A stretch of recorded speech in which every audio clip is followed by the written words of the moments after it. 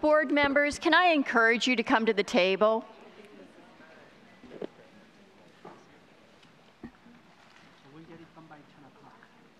From your lips to God's ears.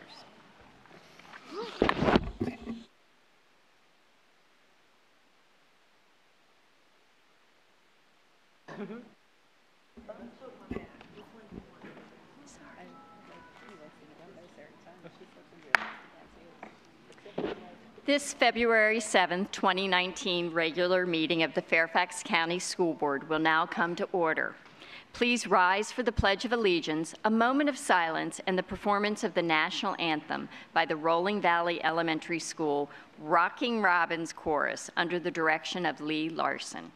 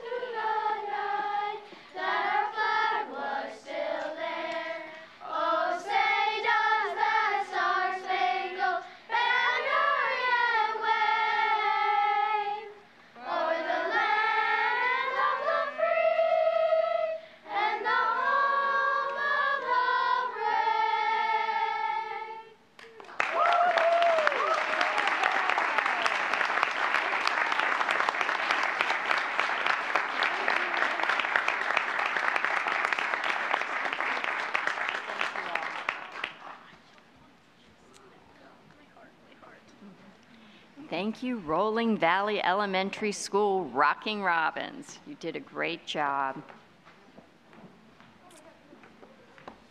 Because we had a forum discussion right before this meeting, we have already certified the closed meeting compliance. That's okay, we can spread out. Do it. Is this mine? This is, oh, that's, okay. 3.03, announcements. A few other announcements before we begin tonight's meeting. If you would like to review a copy of the agenda and any agenda item that is being discussed tonight, that information is on the table by the auditorium entrance. Tonight's agenda is available by going to School Board on the FCPS homepage and selecting Board Docs under Upcoming School Board Meetings. The meeting is also being streamed live online. Select School Board from the full menu. Then click on the Watch Live button on the School Board Meetings webpage. Please turn off or silence your cell phone. I now call on Mr. Tignor for an announcement. Thank you, Madam Chair. Crossing Guard Appreciation Day is February 13, 2019. Virginia's Safe Route to School program has designated the second Wednesday in February as Crossing Guard Appreciation Day. This is a statewide event to say thank you to the individuals who help students cross the street safely on their way to and from school, and will be celebrated in Virginia on Wednesday, February 13th. Fairfax County Public Schools will observe the day by honoring the 80 crossing guards who manage 174 school-related crossings every day. FCPS crossing guards are employees of the Fairfax County Police Department. While the focus on Crossing Guard Appreciation Day is on crossing guards and the work that they do, it can also be a good time to remind students how to safely cross the street. Thank you. Thank you, Mr. Tignor. I now call on Mr. Wilson for a recognition of Custodian Appreciation Week. Thank you, Madam Chair. February 18th through the 22nd is Custodian Appreciation Week. The school board recognizes the hard work and unending dedication of the custodians who work for Fairfax County Public Schools. Our custodians are the first employees to arrive in the morning and the last employees to leave at night. By providing clean and safe school environments, the custodians at FCPS have a direct impact on the educational success of our students. Many custodians take additional training leading to certification as professional custodians. The week of February 18th to 22nd has been named Custodian Appreciation Week to recognize and thank our dedicated custodians whose attention to detail and high standards affect all students, employees, and many members of the community. Please join me in welcoming so many of our great custodial staff to the dais for a photo with the board.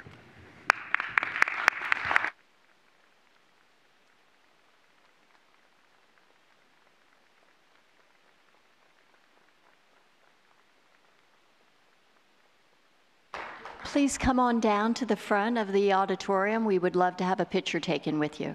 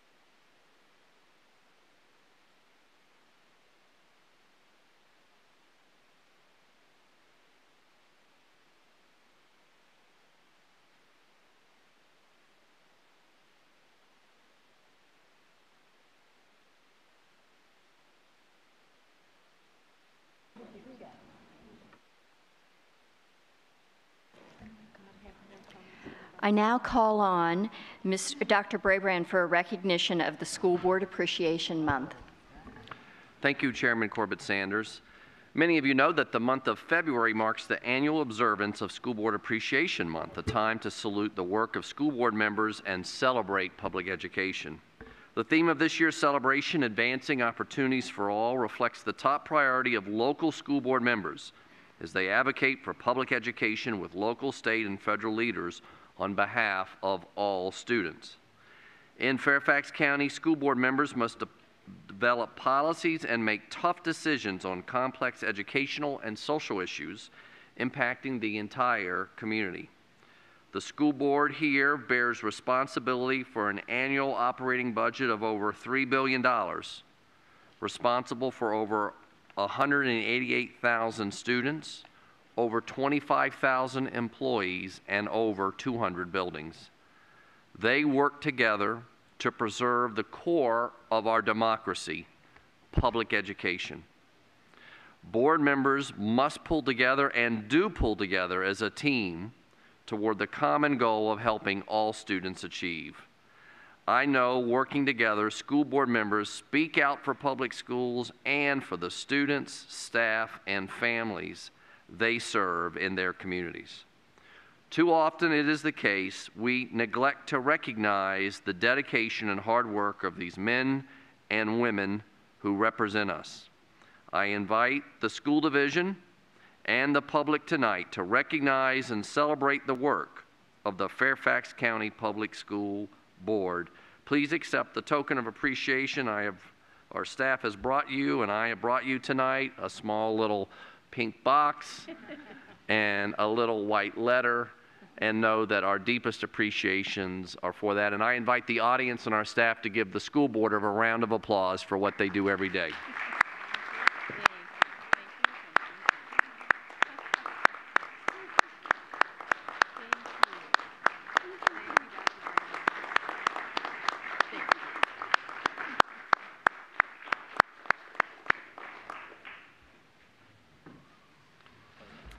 You can't open your present until after the school board meeting is complete, though. Thank you, Dr. Brabrand. Before we proceed with the rest of the meeting, I did want to let people know that Mrs. Schultz is unable to attend this evening. She is getting over an illness, but she did want me to extend her sincere appreciation for the outreach and support of community members as well as board members for all that they have done to help her through this difficult time. So we miss her tonight, but we're looking forward to her rejoining us at the dais soon. The next order of business is citizen participation. Tonight we have 5 citizens who have signed up to address the board.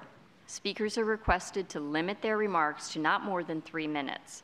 The school board will not hear statements involving issues that have been scheduled for public hearings, such as capital improvement program, budget, and boundaries.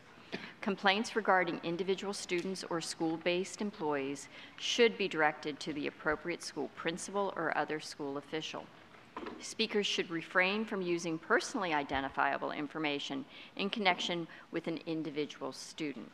Speakers are expected to deliver their comments with the decorum and respect appropriate to the conduct of the public's business.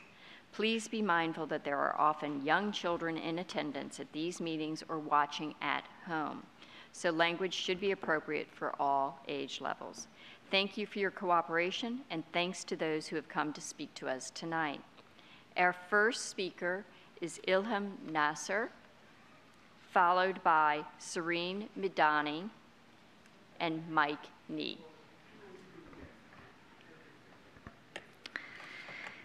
Dear Fairfax County Public Schools School Board members, good evening. My name is Ilham Nasser. I'm an educator and a teacher training specialist who spent 16 years of my life as a professional, as a professor teaching curriculum and instruction in social studies content to teachers of young children. I'm also a mom. Both of my children went to Fairfax County Public Schools, and they lived through the misinformation and misperceptions about who they are as Arab Americans and Palestinian Americans, citizens of our country, the United States. We are here to speak to you to highlight the issue of curriculum in history and social studies, especially the problem with textbooks. We are concerned about the latest revisions made to the Virginia curriculum addressing the Middle East, Islam, Palestine, and Israel.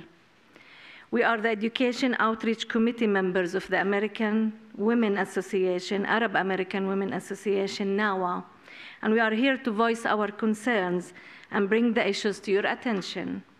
1, inaccuracies and biases in the way the Middle East is presented in the textbooks approved by the board undermine the goal of preparing our children to be citizens with a global perspective that will enable them to participate in a global economy. It also deprives them of the possibility to analyze, synthesize, and make conclusions on their own. Students in Virginia are receiving shallow and only one viewpoint on the region and are lacking the multiple viewpoints that democracy promises in the US. The information that the next generation of Americans is receiving in school will shape their perceptions and influence their understanding of critical issues for decades to come. All students, not only Arab or Muslim students, are being indoctrinated in believing one story and one way of thinking. This will put our children, all our children, at a disadvantage in the global arena. One example in the textbook on world history by McGraw-Hill, the opening sentence on page 871 states, and I quote, "Much of the terrorism in the Middle East is aimed against the West," end of quote. This statement is actually oversimplified. It's inaccurate and inciting. Americans who read it will be afraid of people from the Middle East. Most of the terrorism in the Middle East, unfortunately, is people against each other. To master the disciplines of history and social sciences, students must do more than learn time, names, and dates. They must learn to engage in historical thinking where events are examined critically within a historical context. Fairfax County Public Schools currently, students do not have the opportunity to do so and use their higher...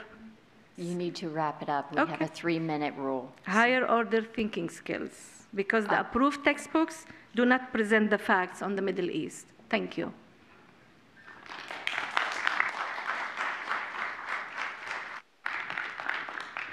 Hi, my name is Sireen Midani, and I'm a Fairfax County resident for the last 15 years and a member of the PTA at Lake Braddock Secondary School, as well a member of the Arab American Women Association, NAWA.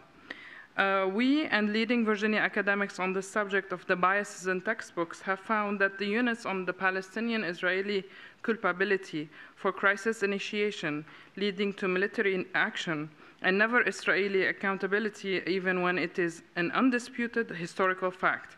For example, in McGraw-Hill Geography, The Human and Physical World, a passage starts with the, and I'm quoting, "Arabs rejected the UN partition, whereas the Jews accepted it, and the Zionists established the State of Israel."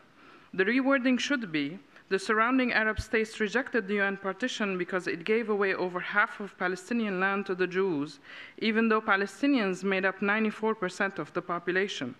Therefore, the Jews accepted it, and the Zionists established the State of Israel." Rationale should be, it is unclear who the Arabs are in this sentence. Second, the text should explain why Arab leaders and states rejected the partition plan while the Jewish delegation accepted it, namely, that the plan allotted 55% of the region of Palestine to the Israeli state and only 45% to Arabs, even though Arabs owned 94% of the total land area of Palestine in 1947. The examples go on and on without any difficulty identifying biases and defamation of Arabs, Palestinians, and Muslims. The recent edits made to the Virginia history and social science textbooks indicate a continuation of long-term process whereby the textbook review process has been exploited by special interest groups to promote their political agenda at the expense of objective, factual evidence and the learning of our children in FCPS. We ask that, 1, FCPS students to be given textbook and supplemental learning materials that contain objective content on the Middle East, especially those that are based on UN resolutions as a global entity. We are appreciative of the hard work that teachers put into planning, even though that they are underpaid in Fairfax County Public Schools, and we are here to offer basically our support by providing supplemental materials if needed. In fact, we already met with the PTA president and the social studies coordinator of FCPS and offered our help and started a collaborative relationship with all stakeholders who are concerned about the information and education of our children in our schools. We request that the board establishes a process that involves the relevant subject matter experts in the evaluation of public feedback to gauge the presence and significance of textbook inaccuracies identified. Thank you, Ms. Madani.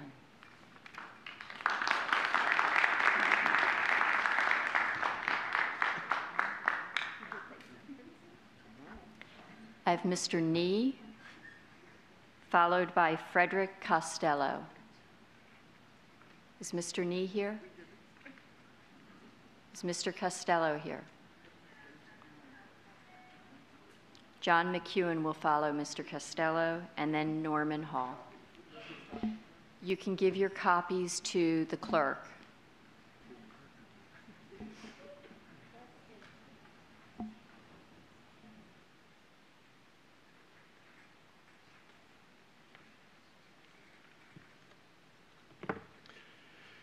My name is Fred Costello. It's great that you're going to be looking at professional development courses for the school board. I advise you not to take only management courses. They tend to be courses on how to manipulate people. Okay? What you need is an underlying philosophy, which needs to be based on science. We saw what happened to Governor Northam, right? As a public school product, he implied that killing a baby outside the womb is consistent with killing the baby inside the womb, and therefore okay. The problem is that his philosophy is wrong, unscientific. I don't want you to make the same mistake. I studied philosophy for 50 years, then came across this marvelous 72-page booklet called Reasoning Things Out. It's based on science, not religion, so it fit with my rocket scientist mind. It encapsulates all that I had studied. The booklet is out of print, but I developed and have been teaching a series of 5 classes based on it. They have been well received, in part because of the logic, but mostly because of the case studies coming from the daily newspapers. For many of you, this will be your last term in office. You have less than 1 year to correct any errors you have made. Take a look at English, social studies, as we heard earlier, and especially the FLE program from the point of view of scientific philosophy. For example, you can make the FLE program appeal to the students' highest ideal, not to the lascivious propensity towards degrading sexual perversions. FLE could teach how to have a strong, faithful, long-lasting, happy marriage. Marriages that are good for the person and for society. I've looked at the things. You're not doing that right now. So those of you who are leaving, don't leave the board with the current FLE program hanging around your neck.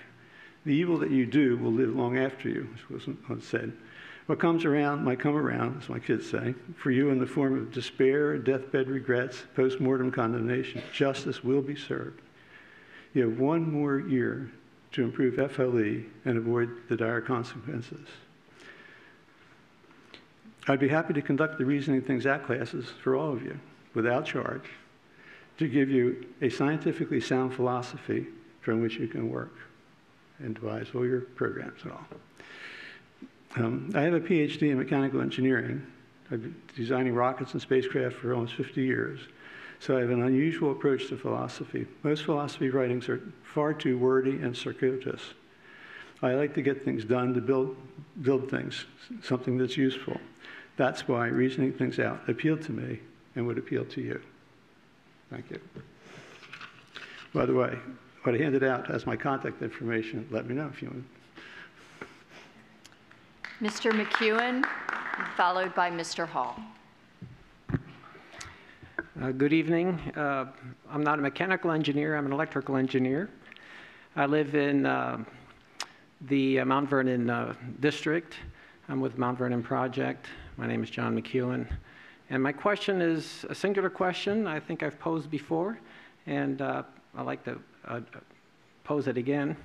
And that is, 4 years ago, in 2015, the World Health Organization made a declaration. And their declaration is that they determined that all processed meats are carcinogenic. That's turkey burgers, turkey hot dogs, bacon, deli meats. All of those things are carcinogenic. In fact, they're considered a Group 1 carcinogen. A Group 1, for those of you who don't know what a Group 1 is, and I didn't know until I looked it up, includes tobacco, asbestos, and plutonium. So this is a pretty strong group. Now, just because when you eat a piece of bacon, you don't die immediately, nor do you die immediately when you smoke some cigarettes, or nor do you die immediately when you're exposed to asbestos or plutonium. So dying immediately doesn't mean it's bad. I mean, of course that's bad, but something can take time. So now that the World Health Organization, this is an organization that isn't a Democrat or a Republican or whatever, it's apolitical, has made that determination, why can't Fairfax County take a leadership position and say we will not use taxpayer funds to feed carcinogenic foods to our children? Why can't we do that? Why can't we exert some leadership and do that? What possible reason can you have to feed this stuff to our own children? Is there any special interest that trumps our children, our well-being of our children? I know some of you are looking down and don't like to hear this, but that is part of what Al Gore used to talk about, an inconvenient truth. Sometimes certain truths are not convenient, but they're the truth. Now, New York has just put in some legislation or is in the process of doing that to prevent that from happening. Other school systems are doing that. And Fairfax County is known worldwide as has a big reputation. We should jump onto this leadership train and do the right thing. I've handed out earlier through email, I believe, the little video.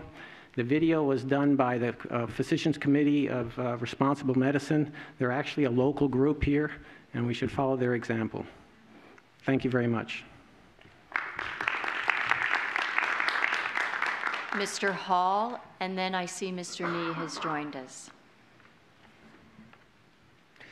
Good evening. Yesterday, I attended the Fairfax County Successful Children and Youth Policy Team meeting. The main agenda for SCIPT was an update and discussion of the implementation of 2 community schools within FCPS, Whitman Middle School and Mount Vernon Woods Elementary School. I signed up for public comment, which I made at the end of the meeting. SCIPT would prefer comments delivered in advance, but as was the case the last time they met and discussed the Memorandum of Understanding for SROs used to provide security in Fairfax schools, most of the comments I would make are based more on the remarks made during the meeting and less than items in the package prepared in advance. I said that I strongly support the implementation of community schools in Fairfax County as a logical outgrowth of the One Fairfax policy. Besides supporting school-based nursing, I made a few technical comments that affect how community school planning goes forward. My main point was the contrast between the abundant need for special education reflected in these 2 schools' profiles found on the FCPS website versus the absence of planning activity to address students with disabilities in the presented approach to community schools. Now, I wasn't surprised by this, as SCIPT has not presented key data on students with disabilities throughout the 2 years that I have followed them. But let's consider Mount Vernon Woods. According to the latest available data, this is a school with less than average reported special education enrollment. It's 13.10%. But greater than 20% mobility, 50% English proficiency, and 85% qualifying for free or reduced meals. It's a good target for a community school. But the special education enrollment exceeded the system average at 15% during the prior years. FCPS staff has expressed confidence with its special education enrollment projections, but I think a disaggregate look at Mount Vernon Woods should temper that confidence in similar schools with harder to serve students. Ideally, since this was not planned for the 2020 budget, special education needs assessment should be presented to the community as a focus of the FCPS strategic plan. My last word on this tonight was concerned that as of this afternoon, there was no document available for the public interested in Monday's work session with strategic plan enhancements when they're on the agenda. Now, I know I just saw it. There's something there now. I haven't read it, but it's there. I thank you for that. And I really hope that the reason is that somebody is adding more analysis of the needs of students with disabilities and the faculty and staff who serve them to get that going as part of our ongoing strategic planning processes. Thank you very much. Mr. Nee.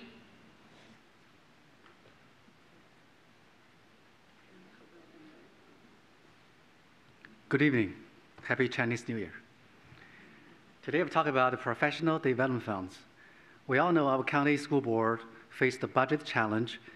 In 2018 annual report, it says the county reduced $50 million expenses. Unfortunately, the professional development is on the cutting board as well. So we must be judicious and be wise in spending the money in the professional development, in the limited resource. Unfortunately, in January, February, this money is again misused, mishandled, and mismanaged. Why? I show you an example.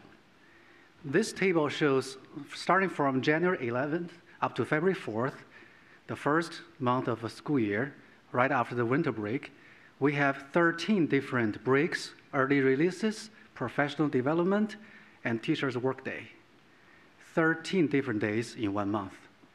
Compared with our neighbor county, Montgomery County, they don't have early release. They don't have professional development date in January. In aggregate, our students in our county lose 20 hours of classroom time, put our students in the academic disadvantage compared with our neighboring county. That county faced the same challenge in weather and the traffic jam. So this extensive early release, teacher's workday, and staff development put 3 negative impacts on our students, on our community, on the parents. Number 1, our students are dealing with interruptive and disrupted learning schedule. Number 2, our parents have to call off the business meeting, cancel their work, stay at home to watch the kids. And number 3, our teachers already fully recovered from winter break and also to the snow break. They are so eager to join the classroom to teach our students with knowledge and skills, but you deprived this privilege for our students.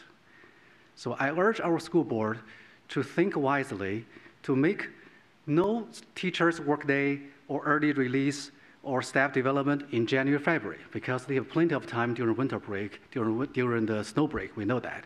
And secondly, put our study schedule in the adjustable, flexible, and a reasonable manner. Thank you so much.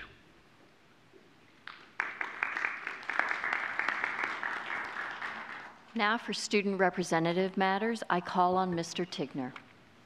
Thank you, Madam Chair. I would like to start off with something that came up with me. What really prompted me to bring it to the board and to you guys was it came with a friend of mine. So at the end of the semester, I talked about it earlier, but grades and everything, submitting grades stresses everybody out, especially students and teachers. For teachers, it's grading things and submitting those grades, and it takes a lot of work. And for students, there's a lot of big projects due at the end of the semester. You're worried about that grade. College stuff's coming out, especially for seniors. Everyone's nervous and sort of on edge. It's the last grade that really gets sent off, and that matters towards where you get accepted to college. So it's got a lot of weight behind it. So when students come to teachers, they're flustered, they're nervous, and they sort of feel overwhelmed with that pressure that's behind them for finishing that semester with a good grade. So when so many students come to these teachers requesting an explanation for a grade or for help on a final assignment or for input, it is easy for them to become frustrated. And that's completely understandable. It's like someone coming to you for the same thing over and over again, where there's one teacher, maybe to 30 or plus at least students, and all of them come to you asking the same question. It's easy to get frustrated. But that doesn't mean it's easy on the students when a teacher is frustrated with them. So I bring this up because that friend of mine, she came to a teacher asking for a grade. It was right after even the end of the semester, and she wanted to know because our sort of grade book was closed. We couldn't see it. We had no idea what our grades were, and she asked the teacher, hey, would I be able to know my grade that I got on that last test? And the teacher shut her down, and she addressed her with frustration that, to me, from observing it, was obviously from past conversations with students, not from that one student who was just talking to her. And this is sort of had a big impact on her. She was almost crying at the end of it. She was a little bit overwhelmed, and it was tough on her because all she really wanted to know is if, hey, do I need to worry? Is an important grade to me. It goes off to my colleges, and what that grade will be on her transcript. That's all she wanted to know. So that's exactly what prompted me to bring this to you guys, and at least to teachers and students and people out there. Teachers, I mean, keep an open mind. It's a lot to ask, and it's easy to get frustrated, but keep an open mind. Address each student as a new student, because they are a new student, and they're not coming to you with knowledge of the past experiences you've had or with knowledge of understanding your frustrations. And honestly, we're not as professional as you guys are. We don't have as much experience, right? And it's really tough for them sometimes to take that higher road and not let their emotions get involved with, hey, what's my grade? And I guess sort of beyond that, I mean, we're just nervous. And we're nervous because we care. And that's why you're nervous at all. So just try to keep an open mind with that. Also today, I talked with a Maryland student representative. It was a really cool conversation. So she has a couple other privileges that I do not. She can vote on everything, which is really cool. And beyond that, she's actually the vice chair to her board. She's the first ever student rep to become the vice chair to a school board in the United States. And it's a really interesting accomplishment. She has half-day school days. She serves a lot of time on the board. She doesn't get paid. She has a stipend, $400 per month, but that has to be towards school board stuff. But her payment is a scholarship for college, which I thought was very interesting as well. She gets $8,000 at the end of the year for that. And I bring this up for a couple reasons. One, to bring a couple points in the conversation to you guys, but another because I would love to bring a student representative having a vote to form with any of you guys. And I think that's a very important issue and something that's sort of starting to come into sort of our school board sector across the country, but still a very interesting thing. And Fairfax County always takes the lead and is a strong representative for the student voice, so it'd be cool to at least discuss it and see what we can do with it. Besides that, we talked about start times, and this is a hurrah for us. They start at 7:15, and we changed that a couple years ago. And right now, they're in the process of looking at what we've done and what we've passed to try to keep that start time as well, back to 8 a.m. for their students, because it's been a positive impact on us. So she asked me some questions about that. And our conversation concluded with talking about a country and their school system. We talked about Finland. Finland is consistently ranked in the top 3. I think they're #1 for science right now, 2 for math and reading, and that's nationally. And it's interesting because when you look at them, they're like, what do they do different? And the big things a couple years back when they started to take that peak in their educational prowess was they don't have any homework. And they sit for 20 hours a week. And that is astonishing. And people ask them, how do you get stuff done? Well, they don't have standardized tests. And that's a big thing. So they don't have to worry about all that stress to study to a specific thing. They've got more freedom. And students enjoy going to school. You know, if you're an adult and you're working in part of the working world, one of the luxuries that you have is when work is done and you get home, work is done. I don't know if anybody's ever felt that feeling. When you get home, you sit down in your chair, you're relaxed. That's it. You get to wait, you get to sleep, watch TV, hang out with your family or friends. It's your time. Students don't get that. And that's really tough. When you get home, it's more school. You've got homework, right? You've got to study for your test the next day. You've got to help out friends who might need help. All that kind of stuff. It piles up, and it's a little bit of mental stress on them. So it was interesting how much of an impact decreasing everything had on the ability for students to test well. To sort of finish that all off, I really wanted to thank the custodians as well. They really make a large impact. We have a school dance coming up, and if we would have to clean everything up from after that, we would be there all night because it ends at 11:30. And the fact that they make that sacrifice for us is really impactful, and it makes a big difference in everyday life for students to come to a clean school and not have to worry about messes here or there. And it's really, really nice. So I'd like to say thank you to all custodians out there. That's it. Thank you. Thank you, Mr. Tigner. Now, this is the portion of the meeting where the board will confirm any action regarding issues that were discussed in the closed meeting. These issues may include action taken regarding student disciplinary matters. Board members have discussed each individual case and at this time will make several motions to confirm the recommended action. I now call on Mr. Moon for a motion. Thank you, Madam Chair. I move to excuse from attendance at school certain students identified in closed meeting pursuant to Virginia Code Section 22.1-254B1. Do I have a Second second? the motion. Seconded by Ms. Strauss. All those in favor? We have Ms. Strauss, Ms. Evans, Ms. Keys-Gamarra, Mr. Moon, Mr. McElveen. Those opposed? Those abstaining? Ms. McLaughlin, Ms. Derenak-Kofax, Ms. Palchik, Mr. Wilson, and Ms. Hines. That motion passes, carries. I now call on Ms. Strauss for a motion.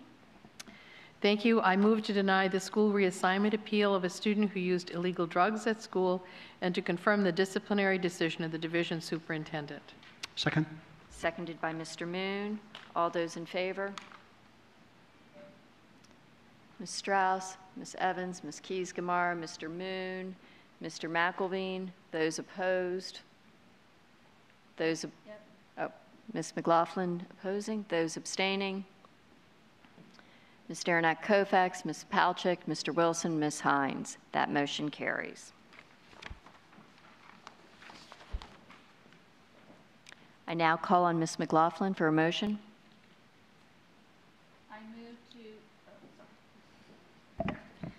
I move to grant in part the school reassignment appeal of a student who used illegal drugs on school property and to modify the disciplinary decision of the division superintendent. Seconded by Ms. Keys-Gamarra. All those in favor? Ms. Strauss, Ms. Evans, Ms. Keys-Gamarra, Ms. McLaughlin, Ms. Palchik, Ms. Hines, Ms. Corbett-Sanders. Those opposed? Those abstaining? Mr. Moon, Ms. Derenak-Kofax, Mr. McElveen, Mr. Wilson. That motion carries. I now call on Ms. Evans for a motion. I move to grant in part the school reassignment appeal of a student who used illegal drugs at school and to modify the disciplinary decision of the division superintendent. Second. Seconded by Ms. Hines. All those in favor?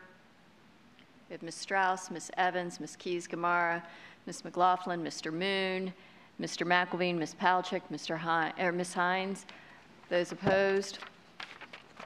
Those abstaining? Mr. Wilson, Ms. Derenak-Kofax. That motion carries. I now call on Ms. Hines for a motion. I move to deny the school reassignment appeal of a student who sexually harassed another student at school and to confirm the disciplinary decision of the division superintendent. Second. Seconded by Mr. Moon. All those in favor? We have Ms. Strauss, Ms. Evans, Mr. Moon, Mr. McElveen, Ms. Hines, Ms. Corbett-Sanders. Those opposed? Ms. Keys-Gamarra. Those abstaining? Ms. McLaughlin, Ms. Derenak-Kofax, Ms. Palchik, Mr. Wilson. That motion carries. I now call on Ms. Hines for a motion. I move to deny the school reassignment appeal of a student who made a threat against a school and also was charged with serious crimes related to alleged community-based offenses and to confirm the disciplinary decision of the division superintendent. Second. Seconded by Mr. Moon. All those in favor? Ms. Strauss, Ms. Evans, Ms. Keys. Oh, that's unanimous. That motion carries. We've already done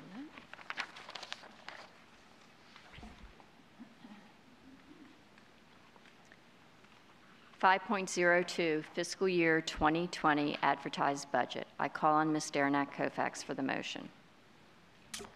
Thank you. I move to adopt the budget, I move that the board adopt the FY 2020 advertised budget as detailed in the superintendent's proposed budget and reflected in the agenda item. Is there a second? Seconded by Ms. Strauss.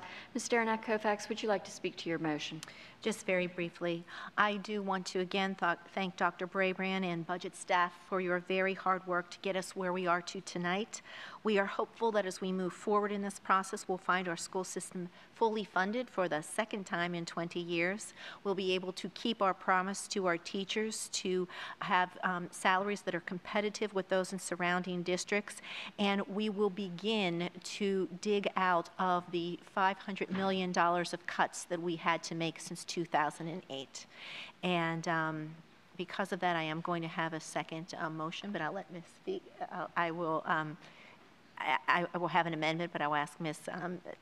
Strauss, to speak to her second. Ms. Strauss, would you like to speak to your second? This is a good news budget. And again, thank you, Dr. Brabrand, and all of our staff who have worked so hard at this. And was just stated, this is another step forward in beginning to fill some of the very difficult cuts that we had to take during the recession.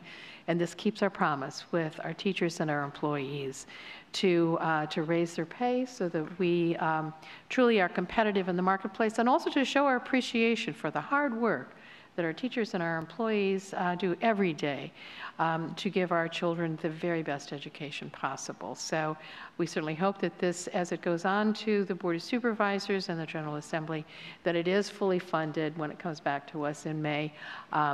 We will probably have continued debate, but Dr. Brabrand, I also want to comment that you've included in this budget so many things that you knew the school board had already spoken about, that we were interested in having it funded, and also the fact that this budget does very much speak to our strategic plan. So you met many of our goals. So thank you all very much. Thank you, Ms. Strauss. I see that Dr. Brabrand has his light on. Would you like to speak to the budget? Not at this time. Thank you, Chairman Corbett-Sanders. Okay, thank you. I now call on Ms. Derenak-Kofax for an amendment. I move to defer consideration of all budget amendments to the April 29th and May 2nd, 2019 work sessions or other available meeting dates prior to the scheduled school board action on the budget, which will be on May 23rd, 2019. I second the motion. Seconded by Ms. Strauss. Ms. Derenak-Kofax, would you like to speak to your motion? Again, just briefly, Madam Chair. We are very excited that with the possibility, as I mentioned a moment ago, of this budget being fully funded. And in addition, as I said, we are looking forward to restore some of the many cuts that we were forced to make over the last several years. And because of that, many of us have a lot of really good ideas, and we're listening to all of you out there where these monies should go.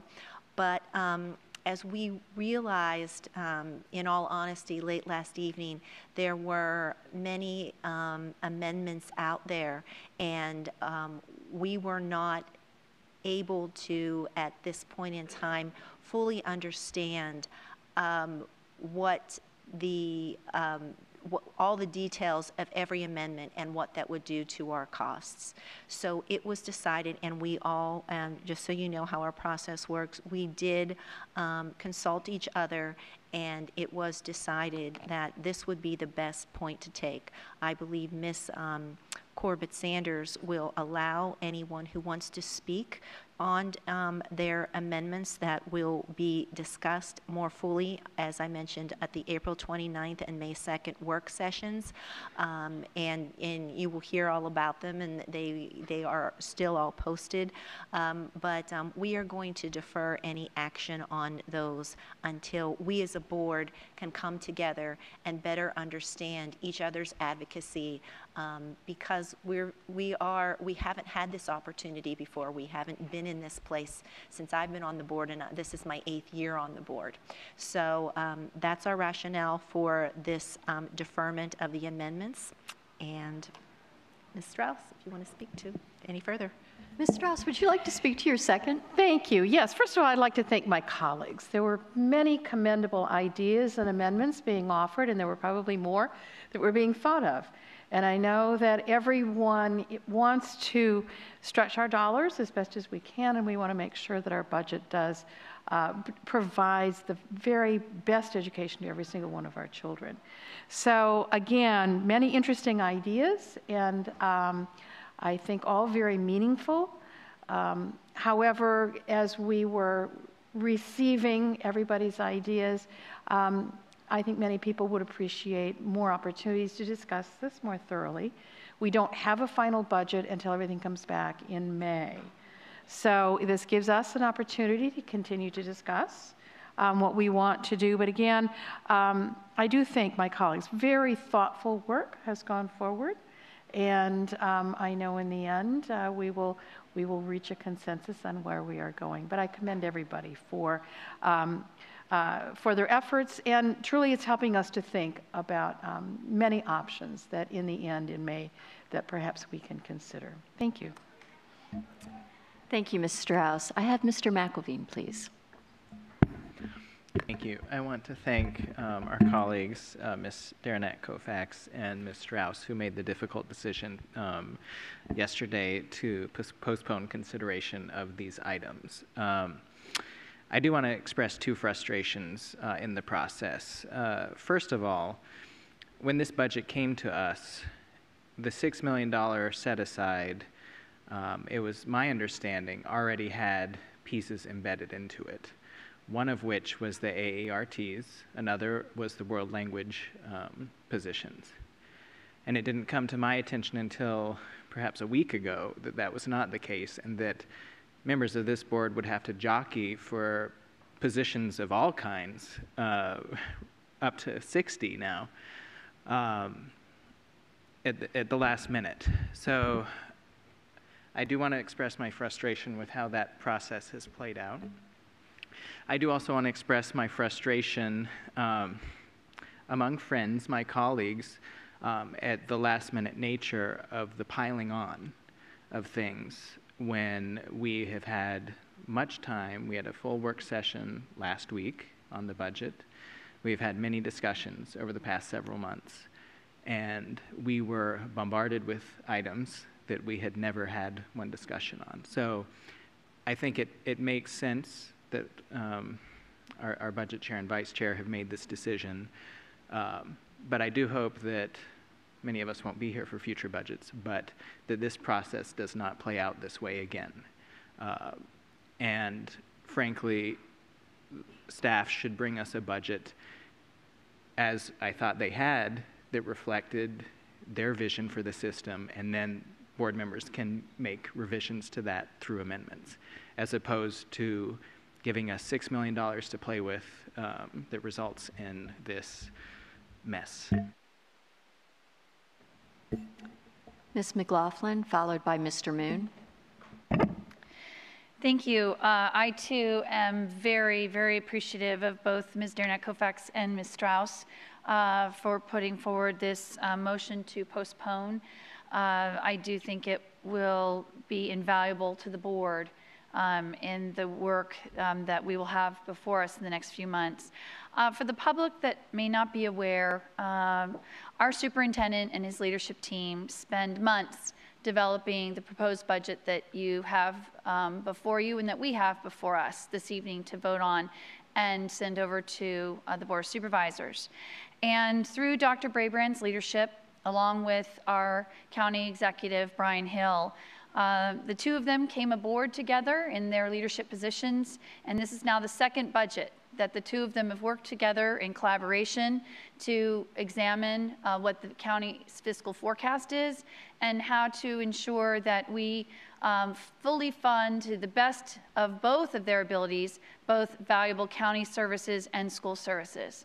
And so it's with that that this board received the proposed budget from Dr. Brabrand. However, the board itself only had about 3 weeks to then review this $3 billion proposed budget. And as has been noted, there are a flurry of amendments and even follow-on motions that you will hear about tonight. All of that is reflective of the fact that the 12 of us on the board are deeply dedicated to engaging with county stakeholders, whether it's our teachers, our employees, our families, and really listening and understanding on how we can enhance and refine the budget. And so as Mr. McElveen noted, that even in an unusual case like this year where there might be potentially additional funds that can be allocated, that really requires this board to deliberate even more carefully on how we can ensure that this budget, one of the most important responsibilities that this school board has every year, has a mission critical focus on student achievement. And while I'm very proud of the work that this board has committed over recent years on competitive pay for our teachers through the leadership of our superintendent and this board, one of the things that we know we still need to address is teacher workload. And a lot of that has to do with class size and expectations. And so that's something we need to work on. You're also going to hear in some of our conversations that there is work to be done about living wage, and I'll save my remarks for then. But what I feel is most important, and what I really hope from my colleagues, is that in the end, we own and are responsible for this budget. And so I really do hope that tonight is a reflection of our deep dedication to the work that we do together, looking at these amendments, looking at the follow-on motions, and that there may be some additional things that come to our attention. And Dr. Brabrand, I hope that you will view this intensive work that comes from the 12 board members as a deep commitment to partnering with you and your team in hopefully enhancing, refining, and polishing the work you did to date, but that hopefully in the end we will come out with the best budget possible by late May. So thank you. Ms. McLaughlin. Mr. Moon, followed by Ms. Palchik. Thank you, Madam Chair. I want to thank both Budget Chair and Vice Chair for coming up with a solution for us to have a more judicious opportunity of discussion for all these budget amendments.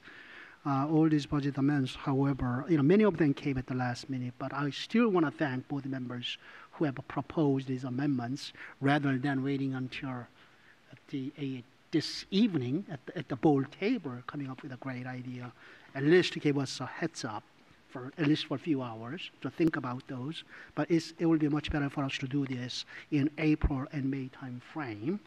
I share to a certain extent Mr. McElveen's frustration. However, at the same time, as Mrs. McLaughlin noted, that after superintendent's give school board his proposed budget, we only have so much time to come up with our own thinking and be able to discuss with, interact with the colleagues to come up with the budget amendments. That, for public, that all these budget amendments, that I think about 10 of them, are trying to use the funding set aside in superintendent's proposed budget under the heading of staffing initiative placeholder. It's only $6.3 million, about $6.3 million, which is only 0.2% of our $3 billion budget.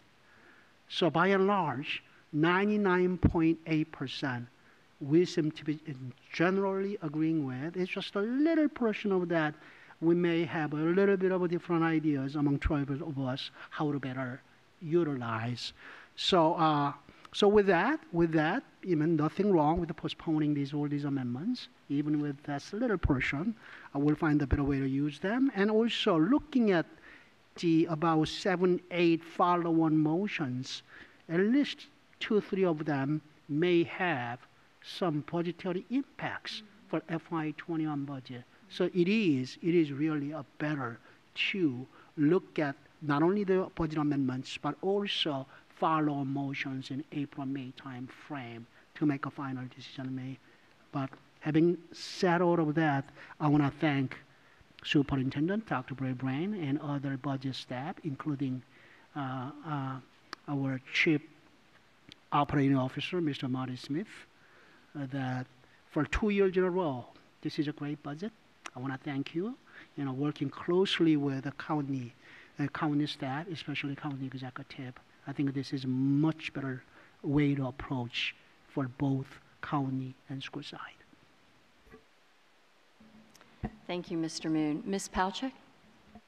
Thank you. I too want to thank, well, first of all, our chair, budget chair and vice chair. I think you made the right call.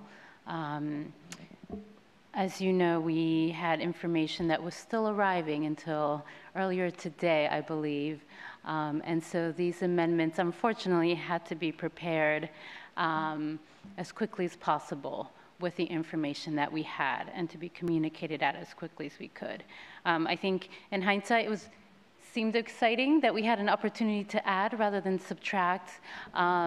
But as you know, process improvement, I think we've learned a lesson from how we address this, and the ability to understand the timing, what that initial budget presentation brought us. I agree with Mr. McElveen.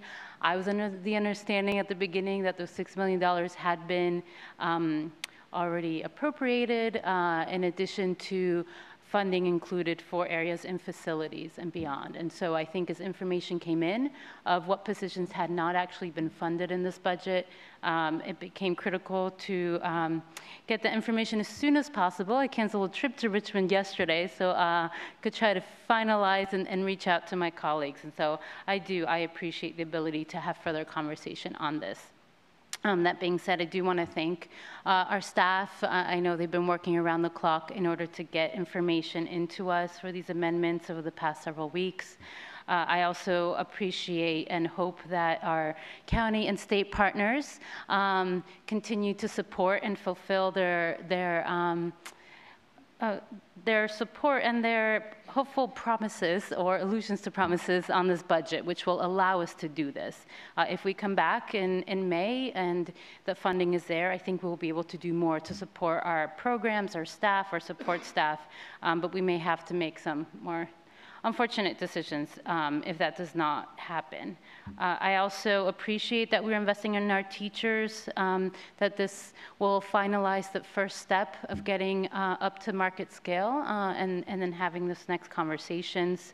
And I look forward to continuing to engage with my partners, my colleagues on the other investments and some of the amendments that were included here for our employees around the living wage, for our support employees, the custodians that we honor tonight, who we need to ensure that we continue to support them in the amount of work they have on their hands, as well as to our trades, our facilities that we know are used so heavily in this county.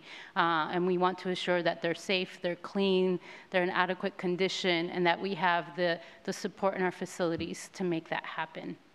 And then finally, I do look forward to that conversation, especially some of the follow-on motions. Some of the things I know we cannot include this year, but when it comes to our instructional assistants, our support staff, our employees, and how we start to plan for future years. So I appreciate the work of so many of my colleagues to bring forward those multi-year plans, and I appreciate that this delay will give us a little more time to more thoughtfully look at the information and be able to have those discussions. So I appreciate that. I know it's been some frustration, and I appreciate patience as we move forward. Thank you, Ms. Palchik. Ms. Hines, followed by Ms. Evans. Okay. So this is going to sound like a lot of repetition probably, but you know, fully funded budgets are kind of a new animal for some of us here, and so I appreciate the creativity and the effort to do things in a different way.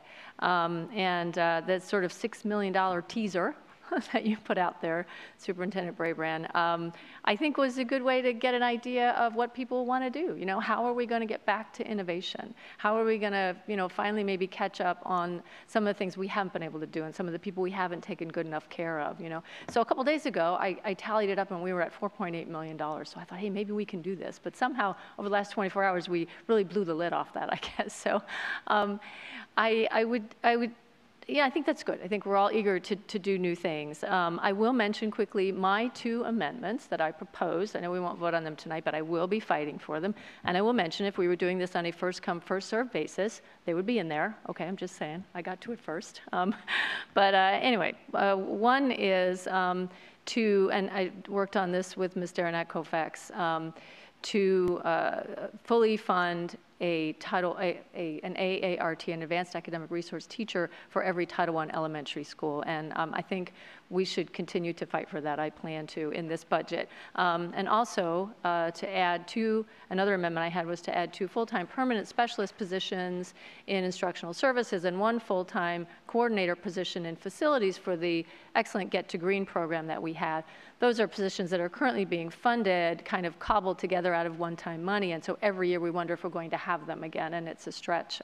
So I will also be fighting for those, and I want to thank Elaine Tolan, the first Get to Green teacher in the school system, who did the job, I think, for 8 years, who has contacted board members to advocate for that. So I want to thank her very much, and we will continue to fight for that. But I think we still have time. I think this will feel more like what I have thought of as usual regular process, when we have when we have time to get more information about the things we want to do and to make those tough decisions about priorities. And we will all, argue over what we want, and that's what we're supposed to do as budget makers and public officials. So this is not that unusual. And in a way, we have things out on the table now earlier than we usually do. So there's a benefit. I want to thank Lee Burden and your office very much for all your help. You had to quickly turn around a bunch of things. I hope this gives you a little breather. Maybe not. And then also Jeff Plattenberg and Sloan Presidio for your help on my amendments. It was much appreciated. Thank you, Ms. Hines. Ms. Evans, followed by Ms. Keys-Gamarra.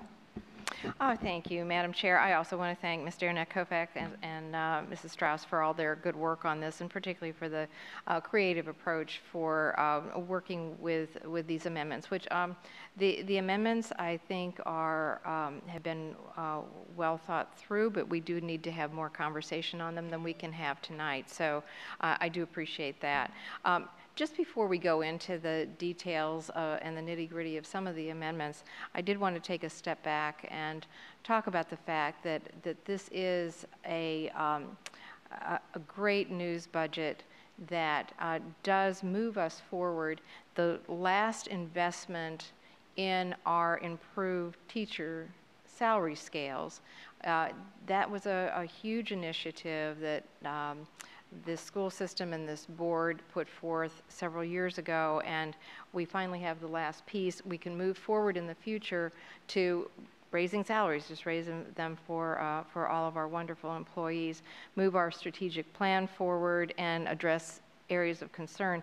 We do need to realize last year we did, I believe, turn a corner. I was knocking on wood last year when we got full funding that this wasn't just a fluke. We do seem to have turned an important corner. And so we are now playing catch up from cutbacks, very severe cutbacks from the last decade. So I do think that we need to continue to improve salaries, not just for teachers, but now we can also focus on other types of employees. With this budget, we do bring most of our parent liaisons into full benefits. That's something that's incredibly important to many of our schools and to all of our parent liaisons. I look forward to having more opportunity to look at our support employees, to look at the living wage.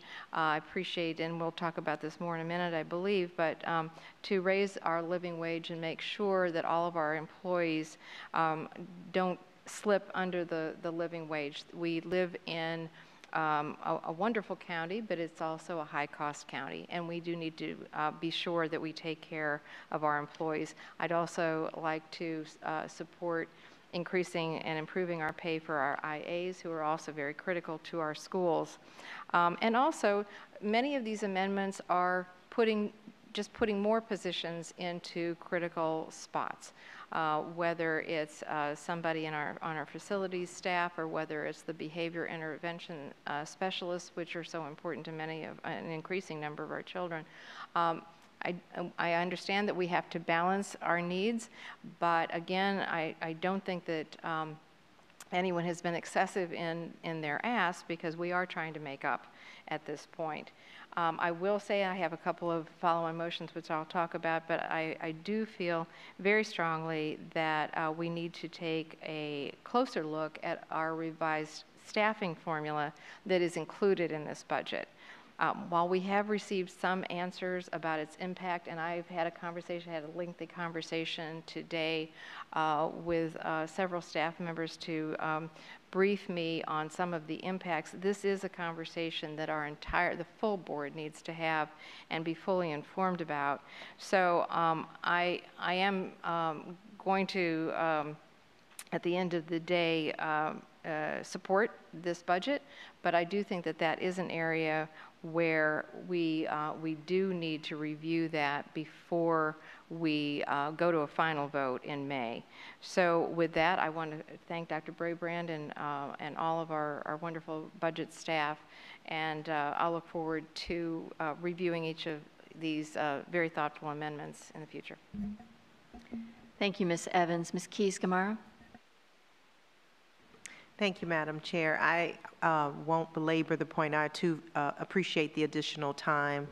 And I just will mention one of the amendments that I had, which has to do with having additional behavior intervention specialists in each of our regions. We have seen a significant increase in behavioral needs of our students. As in my work, I know that I've attended a lot of IEP meetings and seen frustrated parents. And I think that we have students and parents rightly wanting to experience a more inclusive environment, but we need support to do that. And so I look forward to talking with my colleagues to explain, to justify the amendment that I'm proposing so that we can indeed support the efforts that our community expects and that we can serve every child by name and by need. Thank you. Thank you, Ms. Keys-Gamarra. And so before I call for the vote, I do want to spend a couple of seconds or moments to take the chair's privilege. First, I would like to thank Ms. Burden and her staff for the excellent work that you have done in working with our budget chair and co-chair and the superintendent in developing this proposed budget.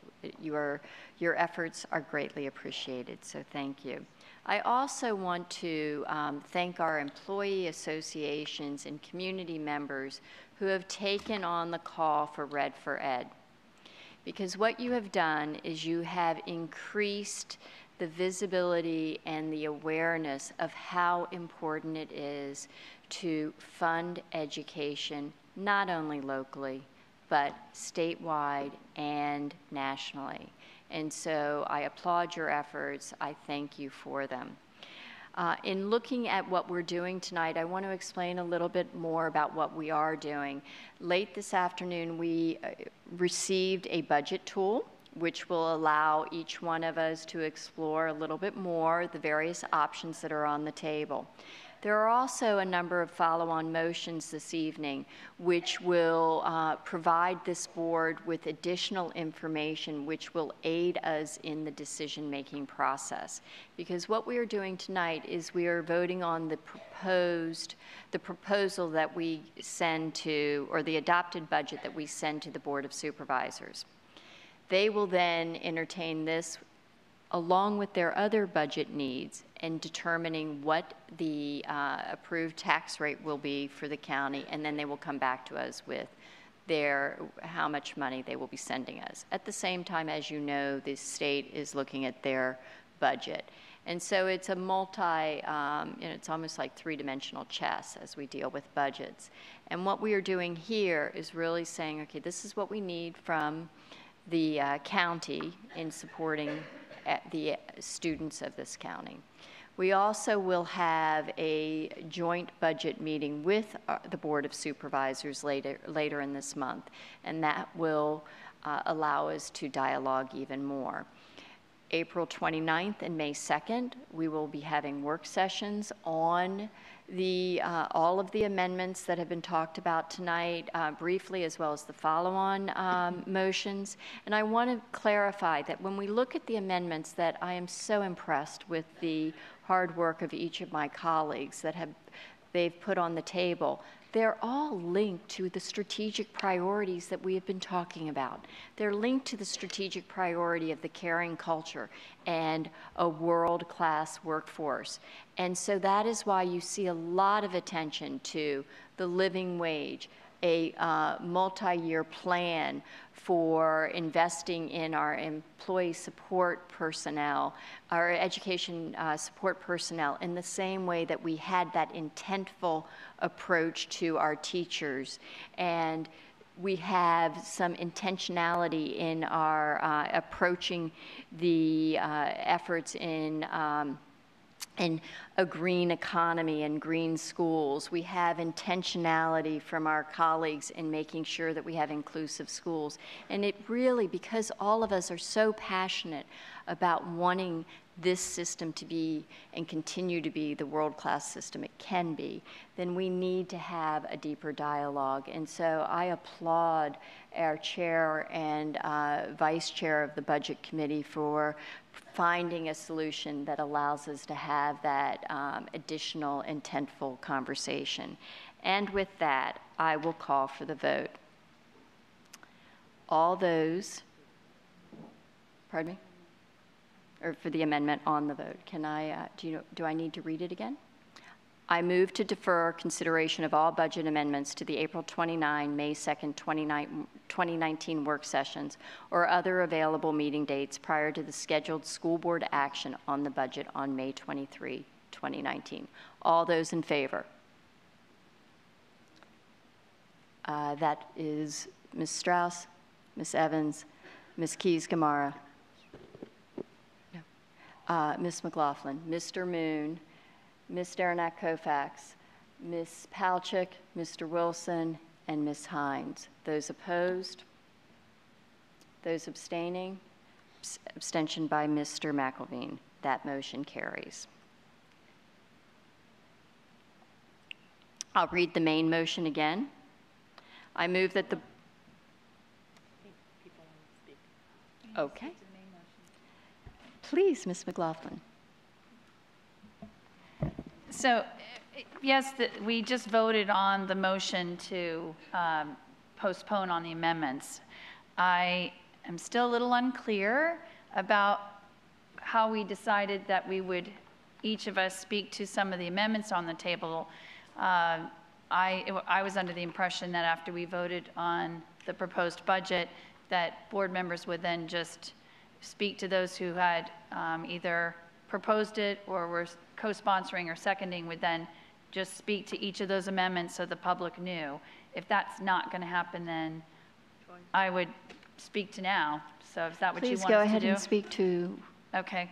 So as everyone has heard several of our colleagues talk about these amendments, I first want to say that while I appreciate references to the $6 million that have not been specifically earmarked, I want to remind my colleagues and the public that the $3 billion budget, while much of it is committed to employee compensation, and I don't believe that the board necessarily has any desire or need to reopen and make those changes, but the bottom line is that we have a responsibility to look at all of the budget, and something I shared earlier was in a year like this year where we are not in crisis mode and we're not making deep, painful, and harmful cuts, I think we have ever more the responsibility to look at our existing expenditures and priorities and ensure that they really are aligned with the community's expectations of how we target our resources. In particular, I know Ms. Palchik and I had planned to co-sponsor the amendment on the 1% market scale adjustment for those employees who aren't receiving a salary scale increase versus a 1% bonus. And that, to me, is extremely important when we're looking at equity and fairness for how we do raises for our employees.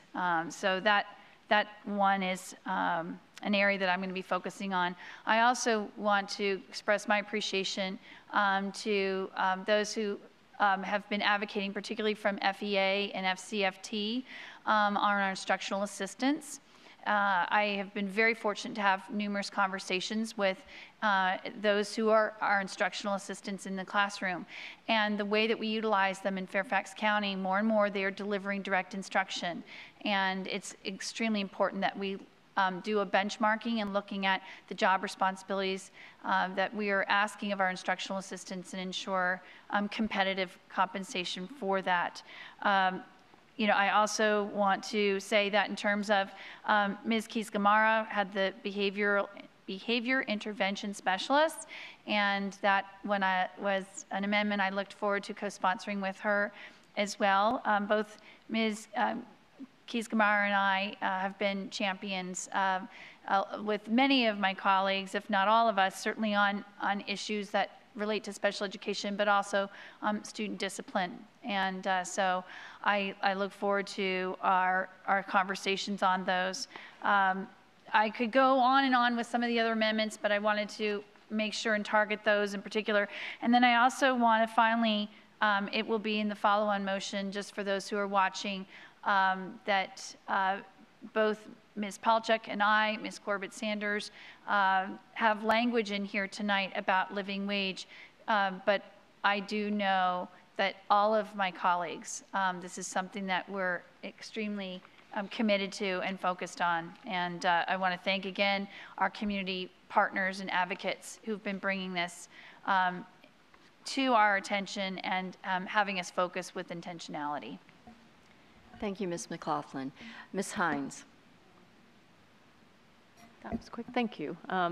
Yeah, just briefly, I'm happy to support this budget. Thanks to everybody for your work. And to the Board of Supervisors, I just would say big thank you to the Board of Supervisors and the new county executive, and to our superintendent, to thank you all for common sense, pro-schools changes in the budget conversation that we've seen in the last couple of years. I just think we're doing it in a much better way, you know, a way that makes it easier for us to plan and for us to do what's best for the school system.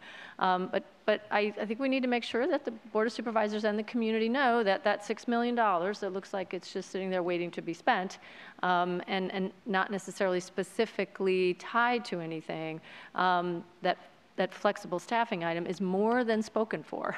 And you can see that in our amendments. I suggest that we let the community, we make sure that we let the community and the Board of Supervisors see this list of our amendments, which is basically a short list of unmet needs that we really feel that we need to go after this year if we possibly can. So a fully funded budget is absolutely essential for this school system. So. Thank you, Ms. Hines. Ms. Kiesgemeier. I'm sorry, I should have turned my light off. Thank you. Okay. Mr. Tigner. Thank you, Madam Chair. I, of course, have no context for what we have had in the past years, but at least these changes that I do see here that are proposed are really positive, especially from the student perspective. Some highlights were Get to Green, environmental stuff. It's always a great thing, as well as what was it again? So funding for each Title I elementary school with full-time AART, and that's a really big thing. I mean, with these schools, there's 40% they have low income, and they really need sometimes that extra help and push. And I think we even have a topic coming up for a work session and all that kind of stuff about the disparities between disciplinary actions with those different students. So I think that's really cool that we're sort of putting a little bit more focus on that, and as well as about languages. I know that we've had some troubles with languages at our school. Our German program, at least our school class that I'm taking, I think they're now like a video sort of type thing, so they're live to a different school, sort of takes that class at the same time, and that's because of course funding, and as the language classes progress, less and less people enroll in it, so because of that, funding has sort of been difficulty. So it's really cool to see these positive changes, and I hope we can continue this trend in the upcoming years, I'm sure, as all of you guys hope as well. Thank you, Mr. Tigner. Mr. Wilson. Thank you, Madam Chair, and I just wanted to extend my appreciation for extending this to May, or to the end of April and the first part of May, although for somewhat different reasons.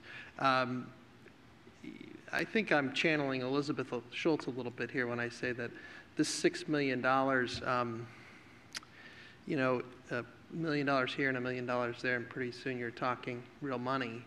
And I think we, while I appreciate the amendments that have been put forward and the thoughtfulness in them, and I'm sure that there will be more amendments and proposals over the next couple of months as we move towards finalizing the budget. I guess, you know, this is a budget that I believe during my time on the board has increased by maybe $400 million.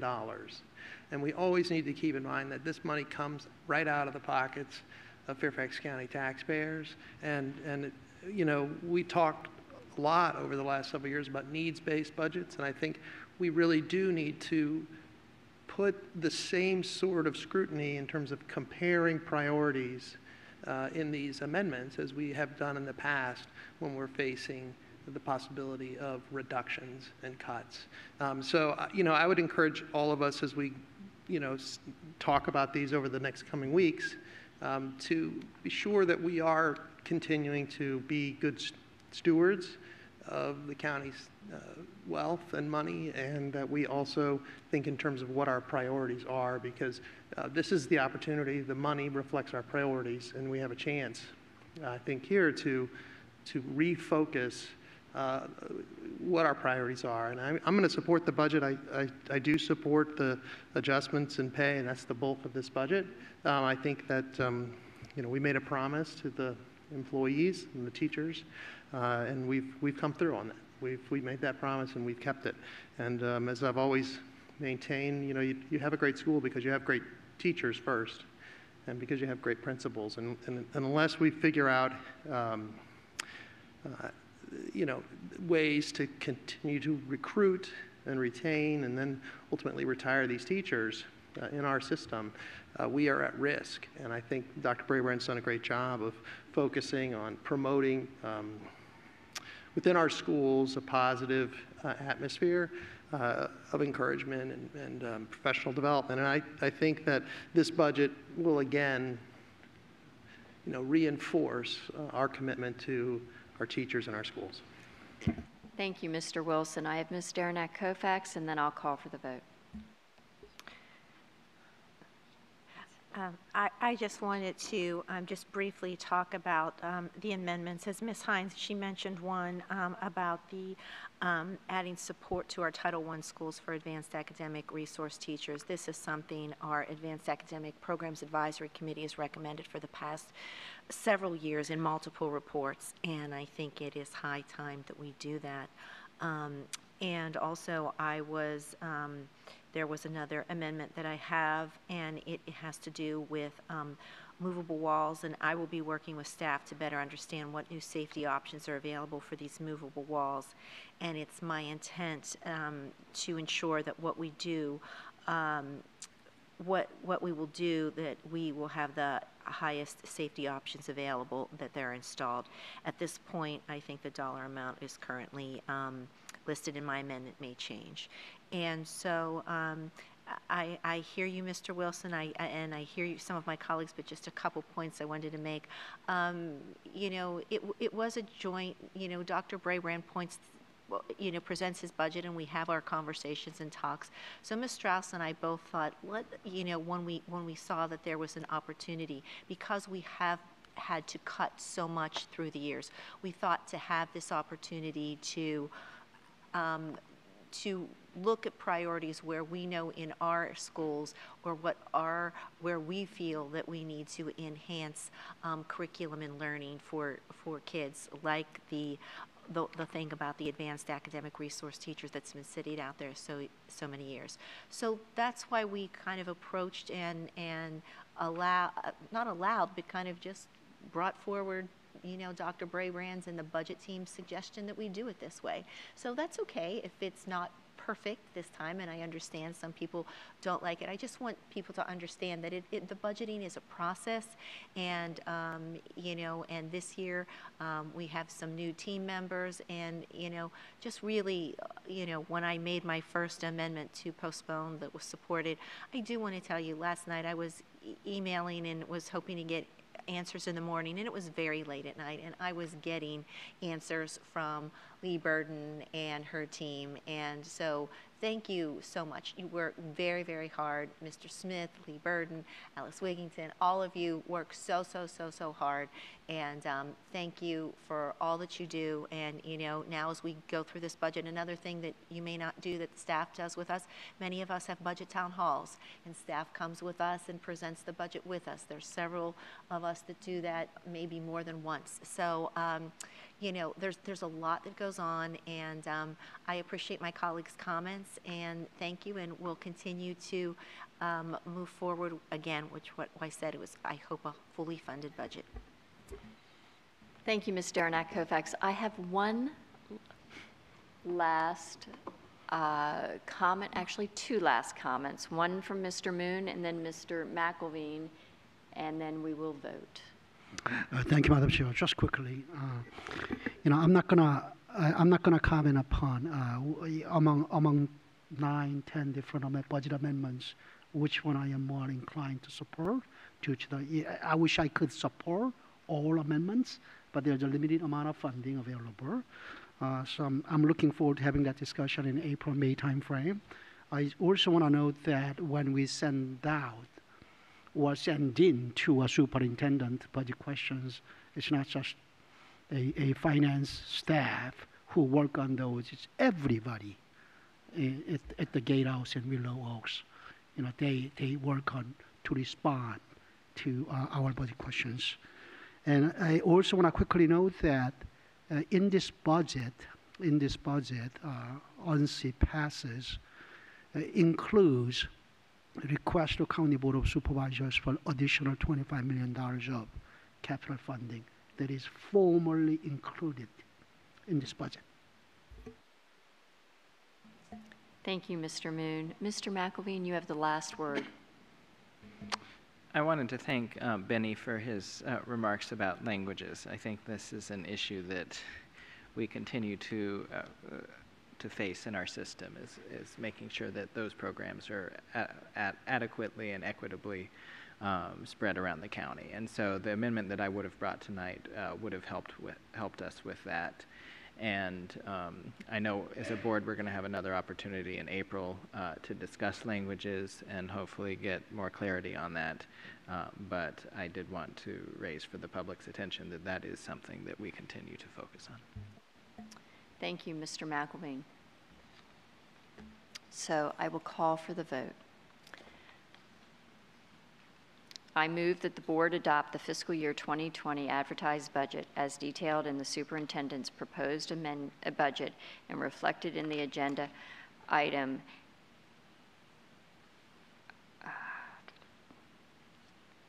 All those in favor? And that is unanimous. That motion carries.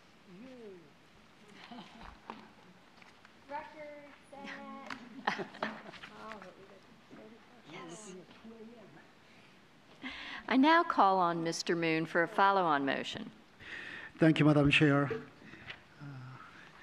I move that the school board direct the superintendent to provide analysis on the following subjects by April 8, 2019, in order for the school board to develop budget guidelines for the FY21 budget. A prioritized list and explanation of the factors that affect the recruitment and retention of highly qualified teachers, including but not limited to salary and benefits. B, proven strategies to recruit and retain highly qualified teachers. And C, the impact of providing above market salary levels to teachers on the budget and recruitment and retention of highly qualified teachers. Is there a second? Mr. McElveen? Seconded by Mr. McElveen. Mr. Moon, would you like to speak to your motion? Again, just briefly, Madam Chair, the budget we have just passed, if it gets finally adopted at the end of May, as is, will bring our teachers' salaries finally to the market average. That's we call competitive market salary, and that is fair for it is only fair our teachers to have that competitive market salary. And that helps school system in its recruitment and retention of highly qualified teachers.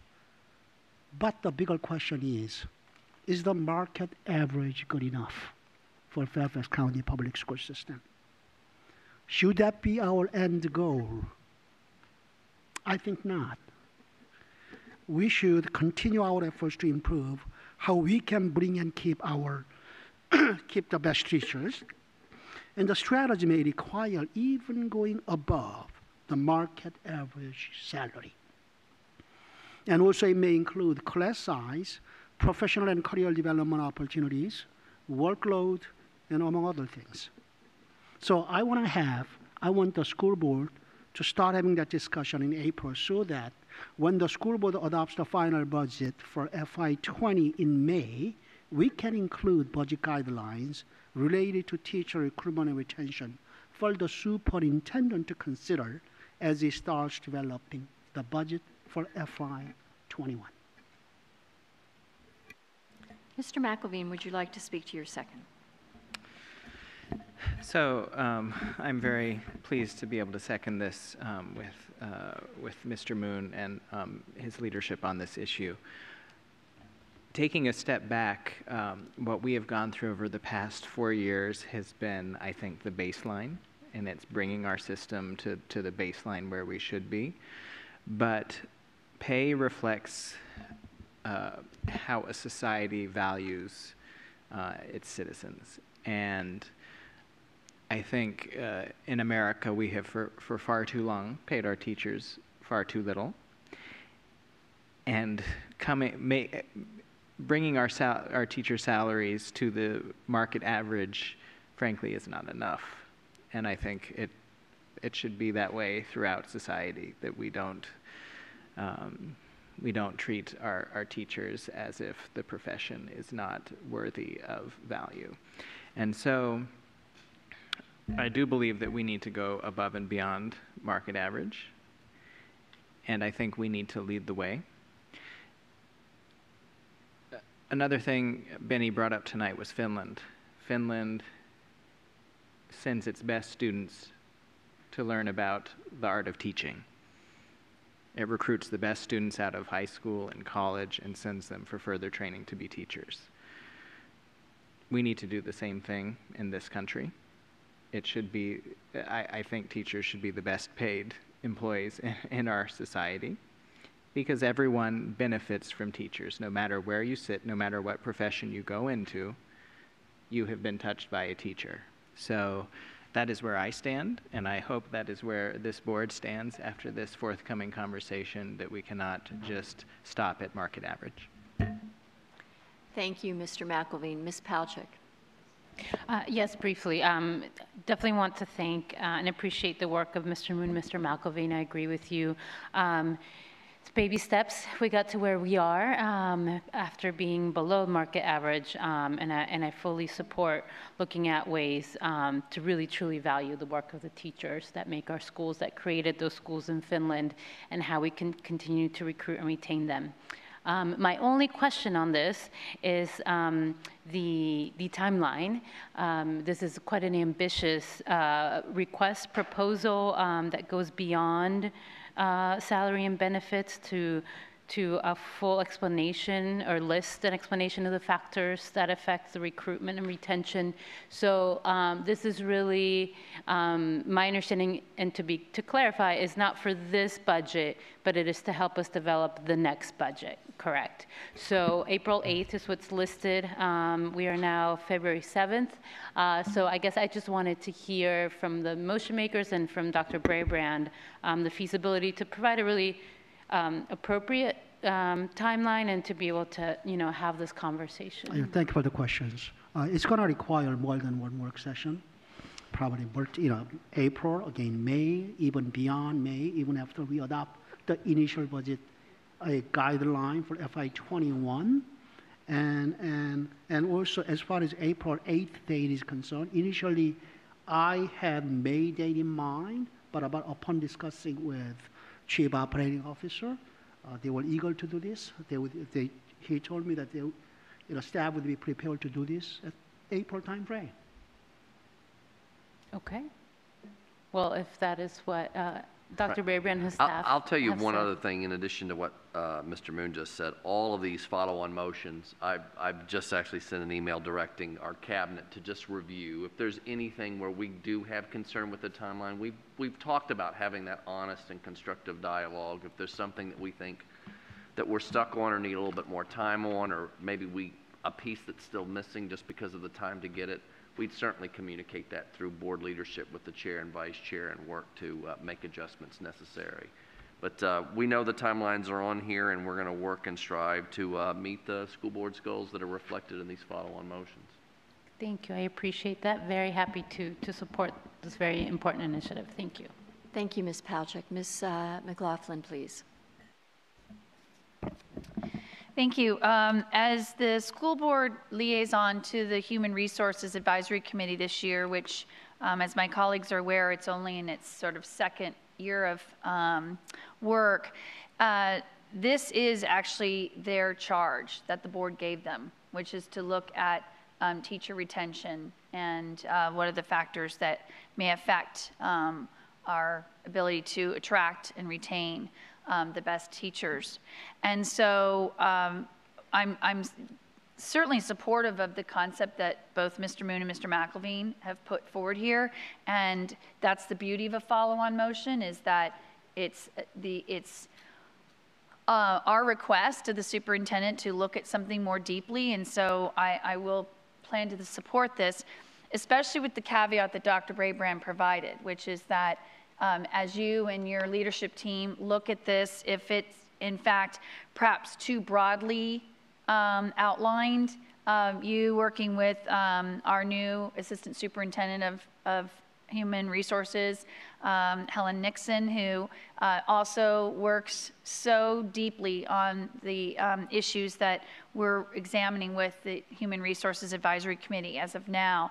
So one of the things that I just want to bring to my colleagues' attention with all of this is FCPS is very fortunate that we have lots of data that we can actually draw upon school by school about what our retention rates are. And so, Mr. Moon, to your follow-on motion, as you have heard me say for 7 straight years, data is so invaluable to us making informed decisions. And so I do hope, Dr. Brabrand, that since this is some of the work that Dr. Nixon's been doing with the HRASC, that maybe this will also help and bring some of that together. Because I know from listening to our community that compensation is absolutely critical, and that's been a component. But we know as a board, we have been listening to our teachers and our associations. They come and testify frequently to us that the workload is untenable. And so we can't just look at how do we attract and retain the best if we're not going to address the workload component too. And so I look forward to a data-driven dialogue on this, and want to thank Mr. Moon and Mr. McElveen for at least embracing the importance of this and figuring out what we can do within the time frame we've got for this year. But obviously, I think it'll be a multi-year effort. Thank you, Ms. McLaughlin. Before I take the vote, I would like to share my appreciation for Mr. Moon and Mr. McElveen's motion here. I think what's so important is that when you've asked for something from the superintendent, you've been very clear that you want to prioritize list and explanation of factors that affect the recruitment and retention, not to be limited to just salary and benefits, which means that we talk about climate, the stressors, the workload, as Ms. McLaughlin mentioned. And I hope that you will also come back to us with how we might be able to grow our own a little bit more intentfully as well.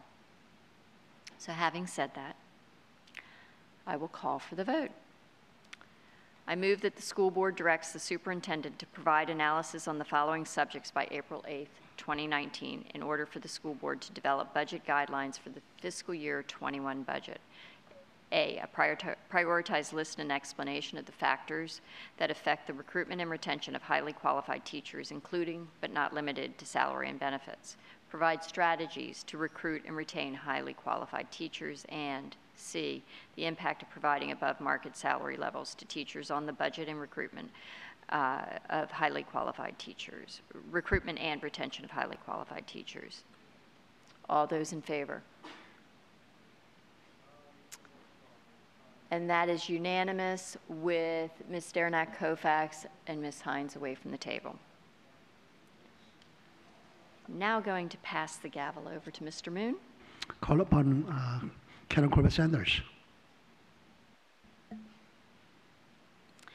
I move that the school board direct the superintendent to provide a multi-year plan, to direct the superintendent to provide the school board a multi-year plan for restoring IA salaries to align with the new teacher BA scales, ensuring that at a minimum IAs are paid a living wage and an average of 1/2 of the corresponding pay scale on the BA lanes. Additionally, the superintendent shall provide a plan for raising the entry-level education support personnel pay scales, currently paid hourly, up to a living wage, and adjust the higher steps accordingly.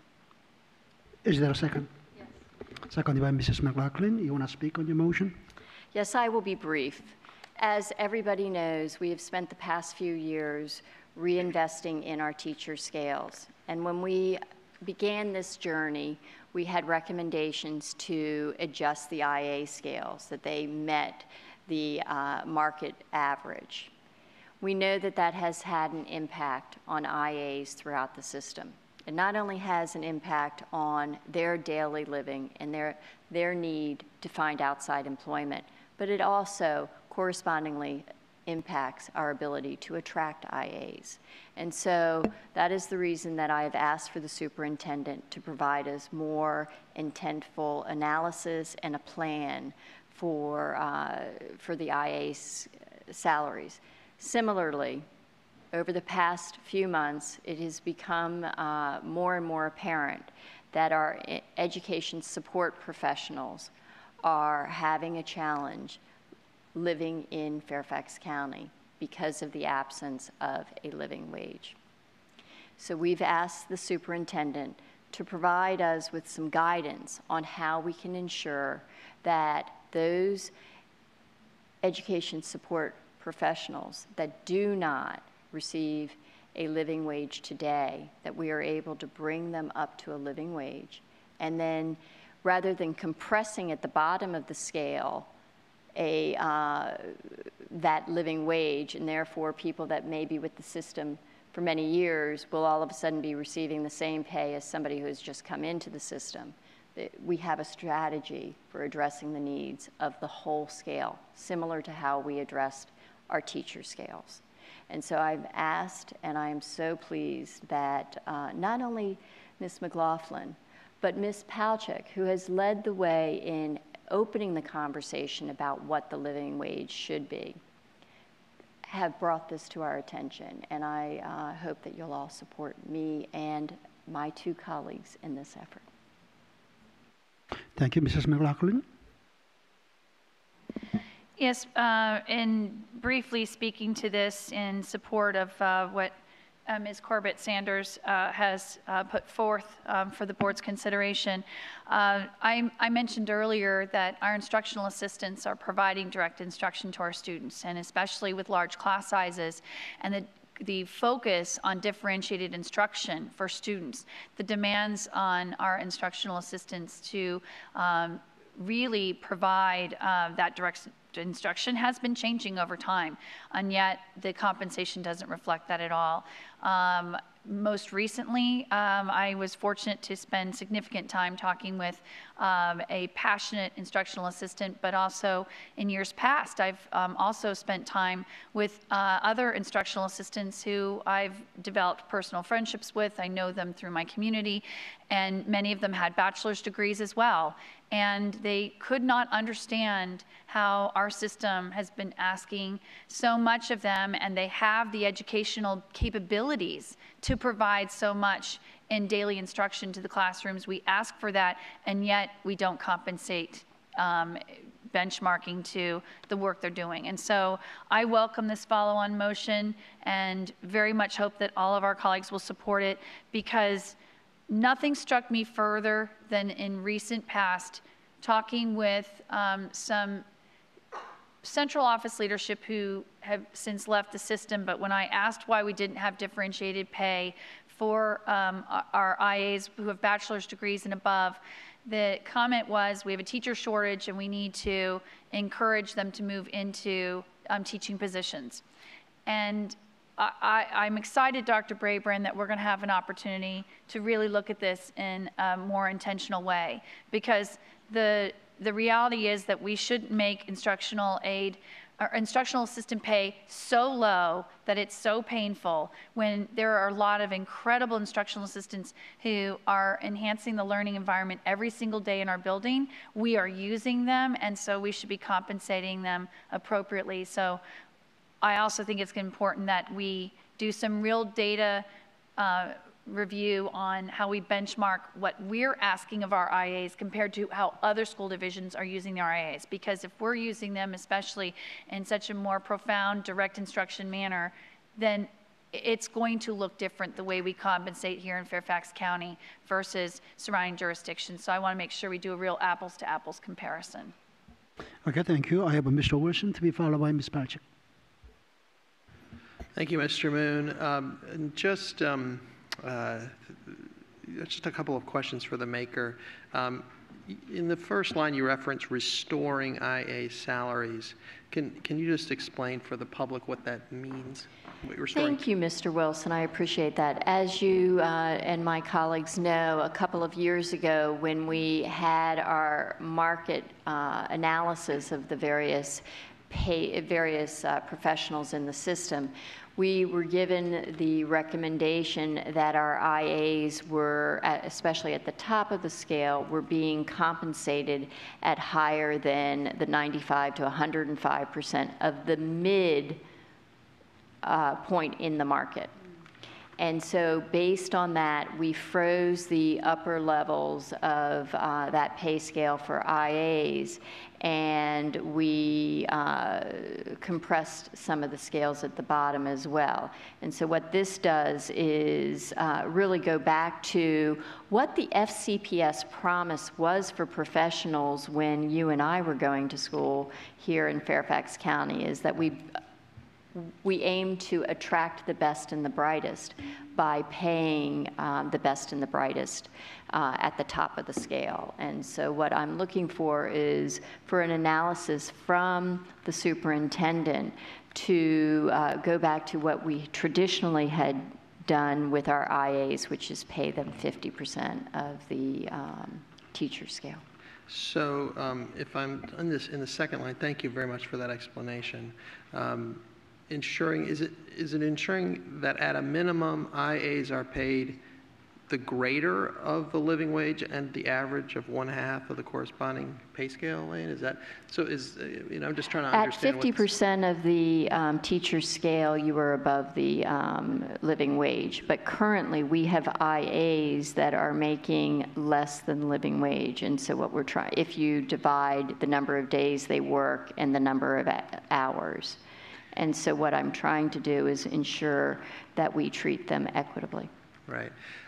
So I think I heard you say that what we're going to get is sort of data and analysis of this issue similar to maybe what we received earlier that resulted in the change to the pay scales. I guess as I read this, it sort of presumes that we're ready to sort of evaluate a multi-year plan, but we're going to receive an analysis and information to help us.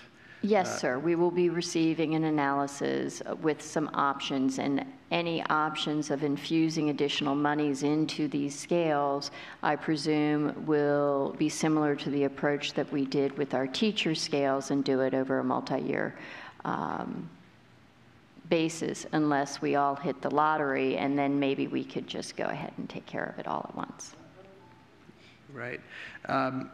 Okay. That's very helpful. I think from my perspective, I think while the sentiment is of course fantastic, and I think that the IAs play a critical role in our classrooms, I think we do need, as a board, to be reflective and, as Ms. McLaughlin said, to use data to help us understand how we should approach the pay for the IAs. Yes, sir, I agree with you. Ms. Patrick? Yes, thank you. I appreciate the questions, the clarifying questions, and you know, your work in partnership on addressing this issues. You know, Ms. McLaughlin and I are also working on some amendments.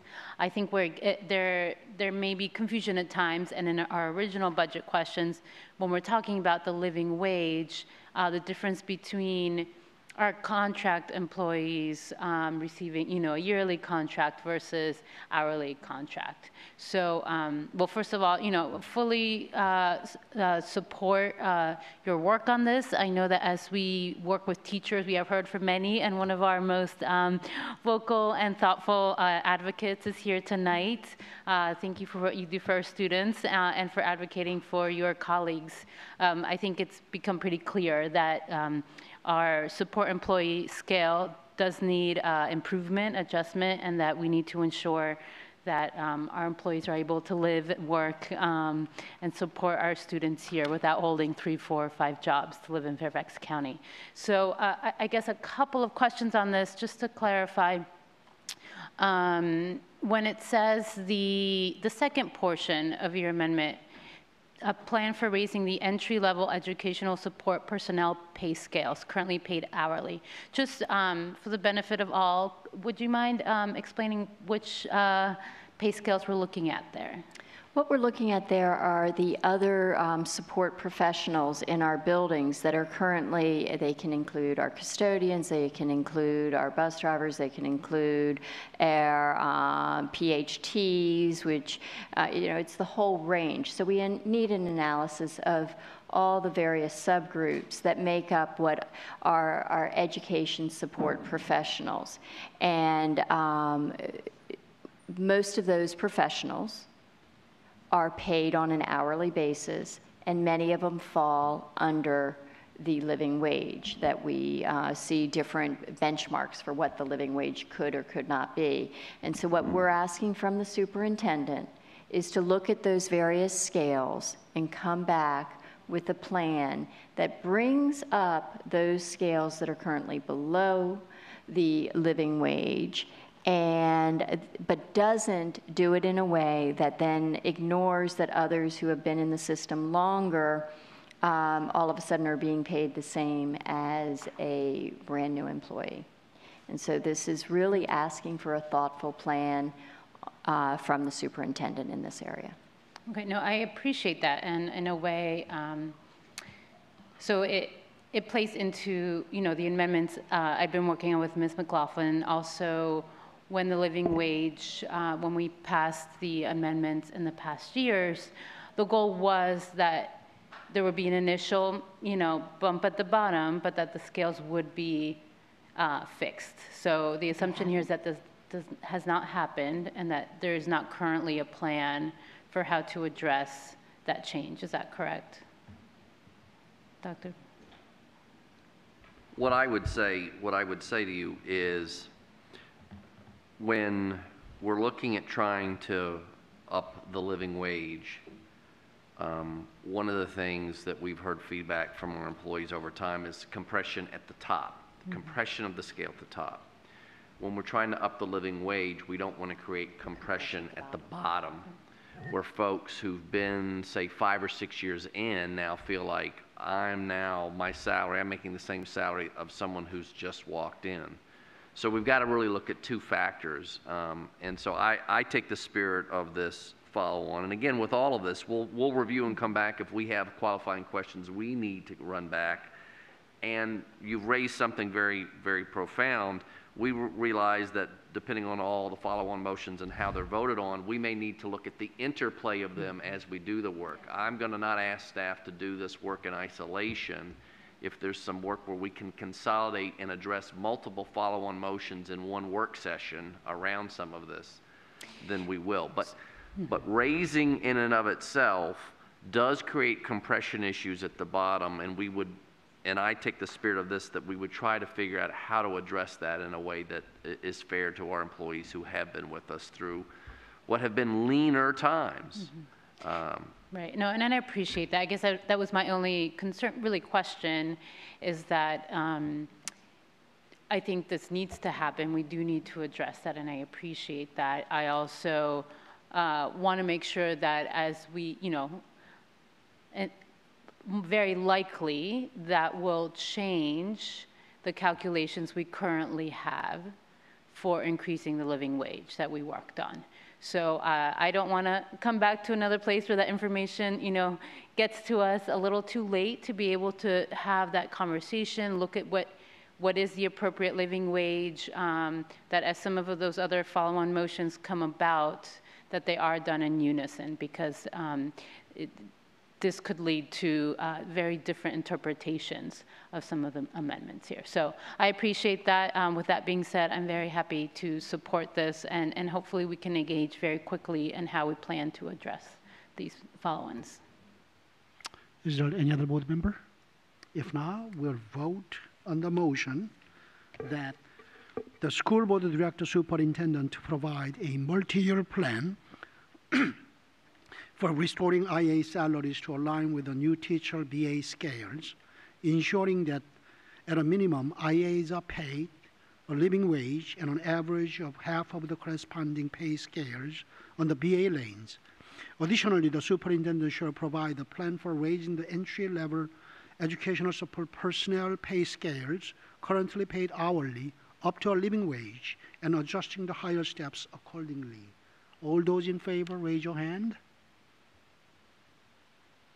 Okay, we have Strauss unanimous with Mr. Wilson away from the table.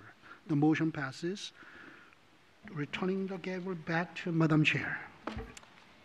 Thank you, Mr. Moon. I now call on Ms. Palchik for a follow-on motion. Thank you. I move that the school board direct the superintendent and staff to study and further engage with stakeholders on concerns regarding the living wage in Fairfax County, and to propose a multi-year plan to be implemented beginning with the fiscal year 2021 budget. Is there a second? Yes. Seconded by Ms. McLaughlin. Ms. Palchik, would you like to speak to your motion? I would, and I know Ms. McLaughlin and I wanted to be able to have this conversation publicly at the table.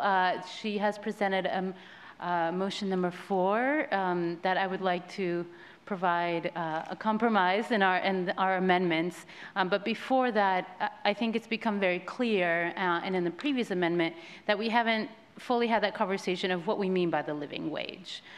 So according to the MIT studies, I believe the last I had checked, it was $16.80 an hour for our area. I believe now it has gone up to above $17 an hour in order for a member, I believe, just one adult with no child to be able to live here in Fairfax County. The county has been at $14.83, and the goal was to be able to move forward with the county. It's become pretty clear that it's difficult to know exactly where the county is going this year, and that we really want this work to happen in unison. And in addition to really, truly address where we want to go. I know that there are calls for $20 by 2020. We have, I believe in the past week, we have heard that call. And as we try to work together to figure out where exactly we need to be, how we need to get there, and to make the first steps in this budget and then in future budgets of how we ensure that our employees here in Fairfax County are able to live and live with a living wage. So that being said, my proposal, I don't know if Ms. McLaughlin received my message, would be, I appreciate her input, would be to include partnering with our county with county officials in this study and engagement, and to allow our chair, our superintendent and staff to decide the best way to work with the county and our stakeholders in unison. So that is the proposal, is to have this multi-year plan and to really engage with the community and what we mean by a living wage. Ms. McLaughlin, would you like to speak to your second? Yes, I very much appreciate Ms. Palchik being able to look at the amended language that she and I talked about earlier. So Ms. Palchik, I believe that the newest amended language is actually not here. I'm about to send it to, I apologize. Right, to the no clerk. problem, to our colleagues. So in terms of Robert's rules. Ms. McLaughlin, can Right. I offer a suggestion? Yeah. I think we've begun the conversation about this motion, follow-on motion. What I will suggest is while Ms. Palchik works on providing us with that. I appreciate that, Ms. Corbett-Sanders. Can I I want to, finish? well, technically, Yeah.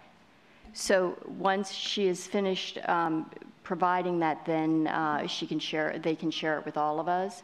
But I was going to give you the option of we can continue this discussion here, or we can hold off finishing this discussion and go to the next follow-on motion and come back to this one once we have the language. sure, I'm fine with what Ms. Palchik has done, which is I won't need to put forward my amended language because she's incorporated it into this motion that she and I have put on the table. So for the board, it will be helpful to just have our clerk go ahead and bring up this new revised language from Ms. Palchik. It will remain her follow-on motion. And so I can speak to that as a second when that gets brought up. So in the meantime, if you, as you've suggested, if you want to move on to Ms. Evans' follow-on motion, I believe she's the next one in line. I'm happy to walk through it. I did send it, and it's just I think it's 6 just a extra matter words. of that the clerk is trying to get your revised language up there. I'm going to give the clerk an opportunity. The motion has been made and seconded. It belongs to the body now. If you want to amend the motion, you have to take a vote on it. It doesn't belong to Ms. Palchik or Ms. McLaughlin. Thank you, Ms. Mulberg. So we're voting to amend her motion that's before us, and then you'll put up the new language? Okay. now, alternatively, depending on how much of a change it is, you It's 2 can words. accept a friendly amendment from Ms. Palchik, and if you would like to offer that, Ms. Palchik, then we could do that. Right, so Actually, no. If Ms. McLaughlin would like to, if that's appropriate, I'm happy to have her provide that amendment. If that's okay. So again, just for Robert's rules, she gave the motion, I seconded it. Now it's before the board. So do I then propose that the board is going to vote to amend the existing motion? We all vote on that, and then you'll produce the new language on the screen for everybody to see? The new language I can produce on the screen at any time. I'm just trying to tell you that you have to make a motion to amend what's before the board. Okay, so that's what I would like to do, Ms. Corbett-Sanders, is make a motion to amend the language. Could you provide us the language? Yes. Okay. Ms. Mulberg, if you can bring that up, then people can see why we're going to vote to amend the language.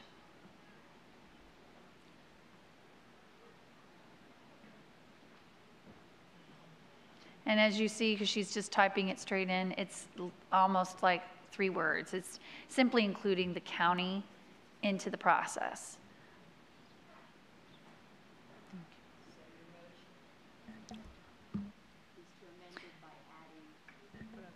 Yes, so I will read the amended language.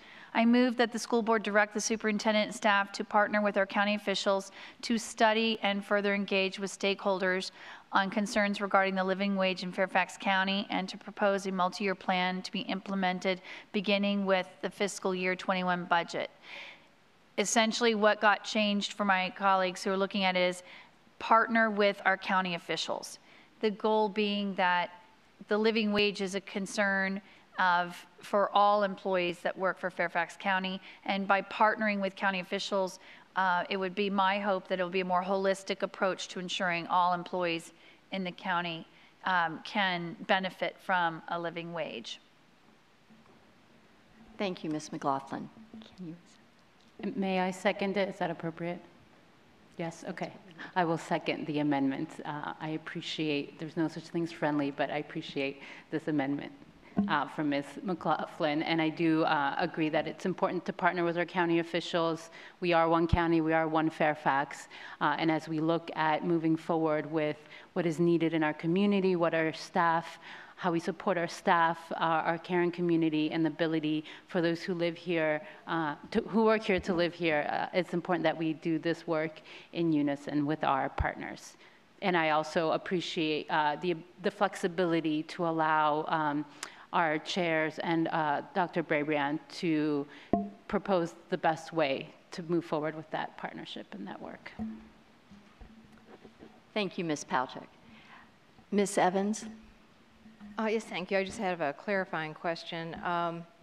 Is your desire here to look at the living wage of all residents of Fairfax County, or are you looking at employees of Fairfax County and FCPS? So the goal is to look at what the living wage is in our county, to really study that and to be able to address for our employees in the county and in the school system where we want that living wage to be and how we want it to be in future years. We've been kind of lagging behind the county in our employees' living wage every year, and in addition, talking about where that number should be. Should it be where it is? Should it be at the proposed $15.27? Should it be at $17? Should it be at $20? So your intention would be to partner with them, get an established living wage number, and then with the idea that the school system would use that as our living wage when we discuss employee salaries. I just wanted to clarify that because I think that's an important piece of this. That and thank you, Ms. Palchik and Ms. McLaughlin, for your work on this. You know, we had put a number on it in the amendment that we were going to offer tonight, but I welcome this to have a thoughtful conversation on it. But I do think it's important to make it clear that we intend, at least, to apply this to our own employees. Ms. Keys-Gamarra. Thank you, Ms. Palchik, for this motion. I understand the intent behind this. I guess I have a little concern about, and it's probably the revision of the county officials. We certainly want to partner with them. I don't know that if any such discussions have occurred. So I just wonder if this can go forward, if that's not something that they agree to do with us. Well, and I appreciate that. And I think that is where, in adding this, as opposed to the other amendment that was proposed, it is not prescriptive. I'm happy to hear from Dr. Brabrand. I think in trying to understand where the county was going to go with the living wage this year, it became clear that we weren't going to have a clear answer until later on when that decision had been made by the county. So this is really I know there have been some conversations from our staff with county staff, and this is really, the intent is that our chair and superintendent work with the county moving forward. It's supposed to be pretty open-ended. I think the initial goal was we wanted to be aligned, and we're not aligned. And so a more aspirational goal is that the study that we were going to be performing, that it be done in conjunction with the county. I'm happy to well, I'm not sure it should be changed. I think my underlying concern is that we could be raising expectations. I'm sorry? But we can't. This contains some things that are outside of our control. I agree this is the appropriate approach, but I wanted to say something because I don't want the community to say, well, you put this follow-on motion and we didn't follow through, or for whatever reason, because things are not necessarily in our control. So I wanted to make this part of the discussion. I certainly support it. I think the intent is appropriate, but I also know that the community is always listening and want to just clarify that. Thank you, Ms. Keys-Gamarra. Ms. Strauss? Yes. In years past, the county and the school board has collaborated in discussions, particularly with payroll for positions where we have like job descriptions. So it is appropriate if there are discussions of living wage, both by the county and by the schools, because we both obviously wish to treat our employees the very best way possible. We also don't want to set up a situation where we are competing with each other for jobs that are like. So that is a long tradition in Fairfax County, so I think collaborating between the two is a good way to go. We can't make any promises, but that is traditionally the way the two boards have worked together if they are trying to become more competitive in certain job categories together. Thank you, Ms. Strauss. I now call on Ms. McLaughlin, who initially made the motion. So if you would like to provide some comments. Yeah, I appreciate that. I know that the question is how binding is this amendment to Ms. Palchuk's original follow-on motion by adding in partner with our county officials. I think Ms. Palchuk said it best. Partner is partnering. And Dr. Brabrand, as the leader of the school system, just like he partners with the county executive on the budget and developing the budget, he's not beholden to the county executive on what he ultimately proposes as a budget. So I use the word partner in that vein. He's going to partner with him on this. If the county executive and the board of supervisors were to decide that they're not interested, which I would find surprising, but if they decide they don't want to partner with us on studying and engaging stakeholders on the living wage, they can say they're not interested. All we did was direct the superintendent to partner with them. If they say no thank you, he can still continue to do this work. But I think it's a really important signal, and that's why I hope everyone will support the amended language, because we want to demonstrate as a board, since we're directing him to do something, it's a very positive thing that we're saying we direct him to partner with. How that ends up going, we're still not restricted from doing any of the rest of this if they choose not to accept our offer to partner on it. But we are one Fairfax. We have been trying to partner for years on ensuring there's equity in raises, both for county employees and school employees. And this is similarly that as we work toward a living wage focus and study, we would benefit to partner with the county if they so choose to address the living wage that affects both county employees and school employees. So I still think this is positive language. I hope people will support it. Thank you, Ms. McLaughlin. With that, we will take the vote. The language is, I move that the school board direct the superintendent and staff to partner with our county officials to study and further engage with stakeholders on concerns regarding the living wage in Fairfax County, and to propose a multi-year plan to be implemented beginning with the fiscal year 21 budget. All those in favor? And that is unanimous with Mr. Wilson away from the table.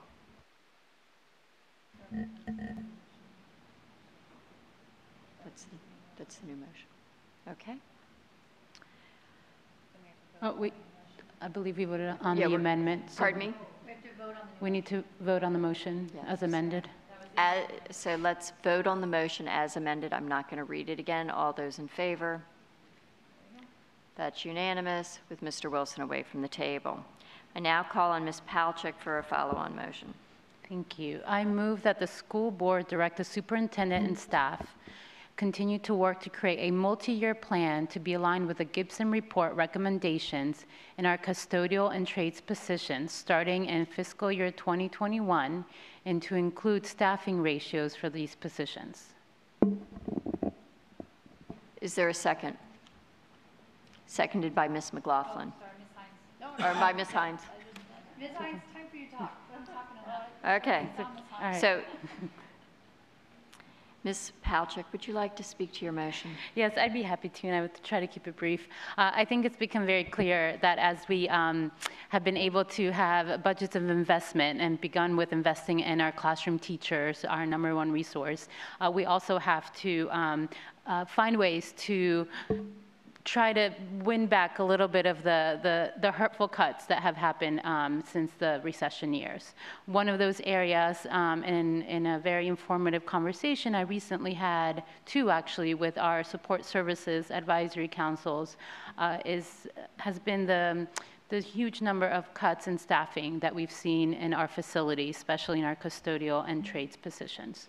So this here is an effort to try to reinvest in our facilities, being able to keep our spaces that are the size of 5 pentagons clean, safe, and that are used by our schools, by students in our community, properly maintained, and our staff having a workload that is a little bit more appropriate. So one of the things on here, the Gibson report, and I will have a couple questions for you, Mr. Plattenberg. My understanding is that for the trades positions, in order to have the comprehensive stewardship standard, it's considered level 2 out of 5 levels.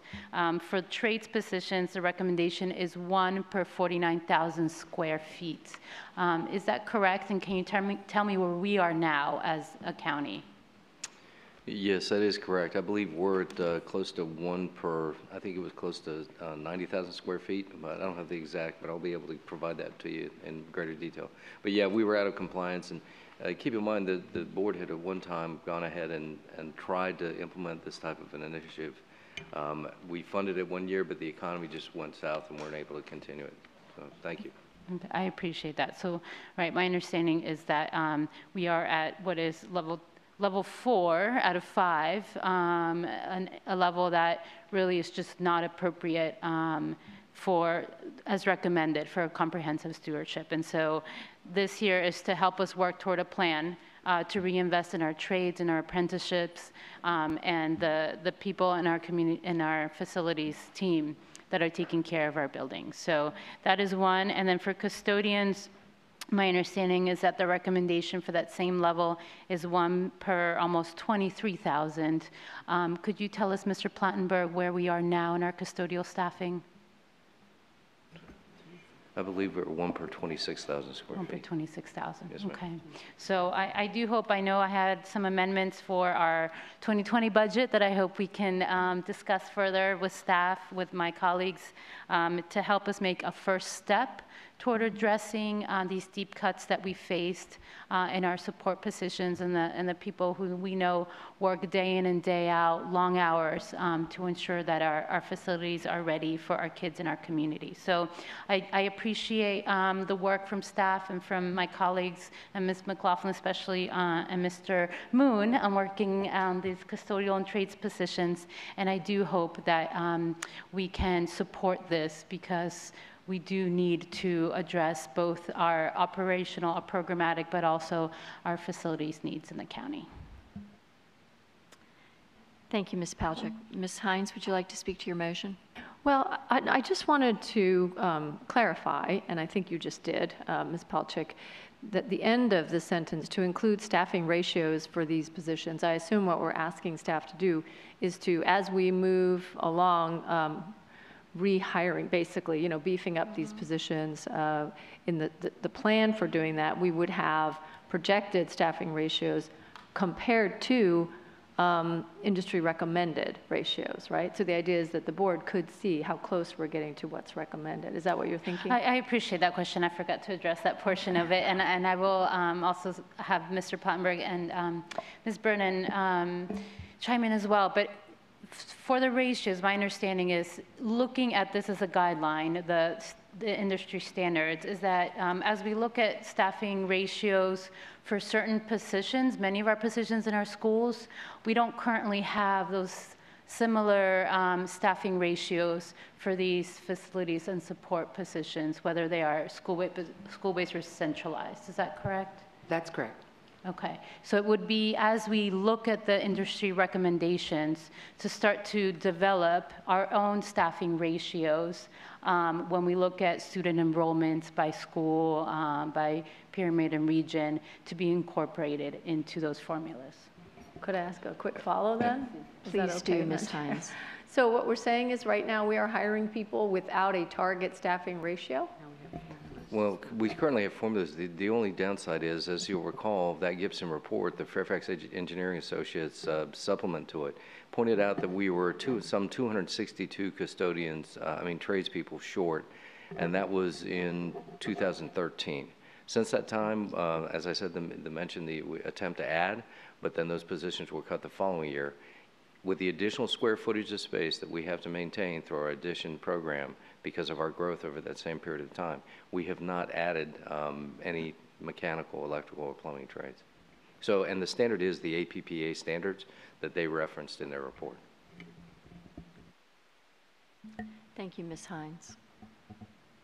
With that, I would like to call for the vote. Would you like me to read the motion again?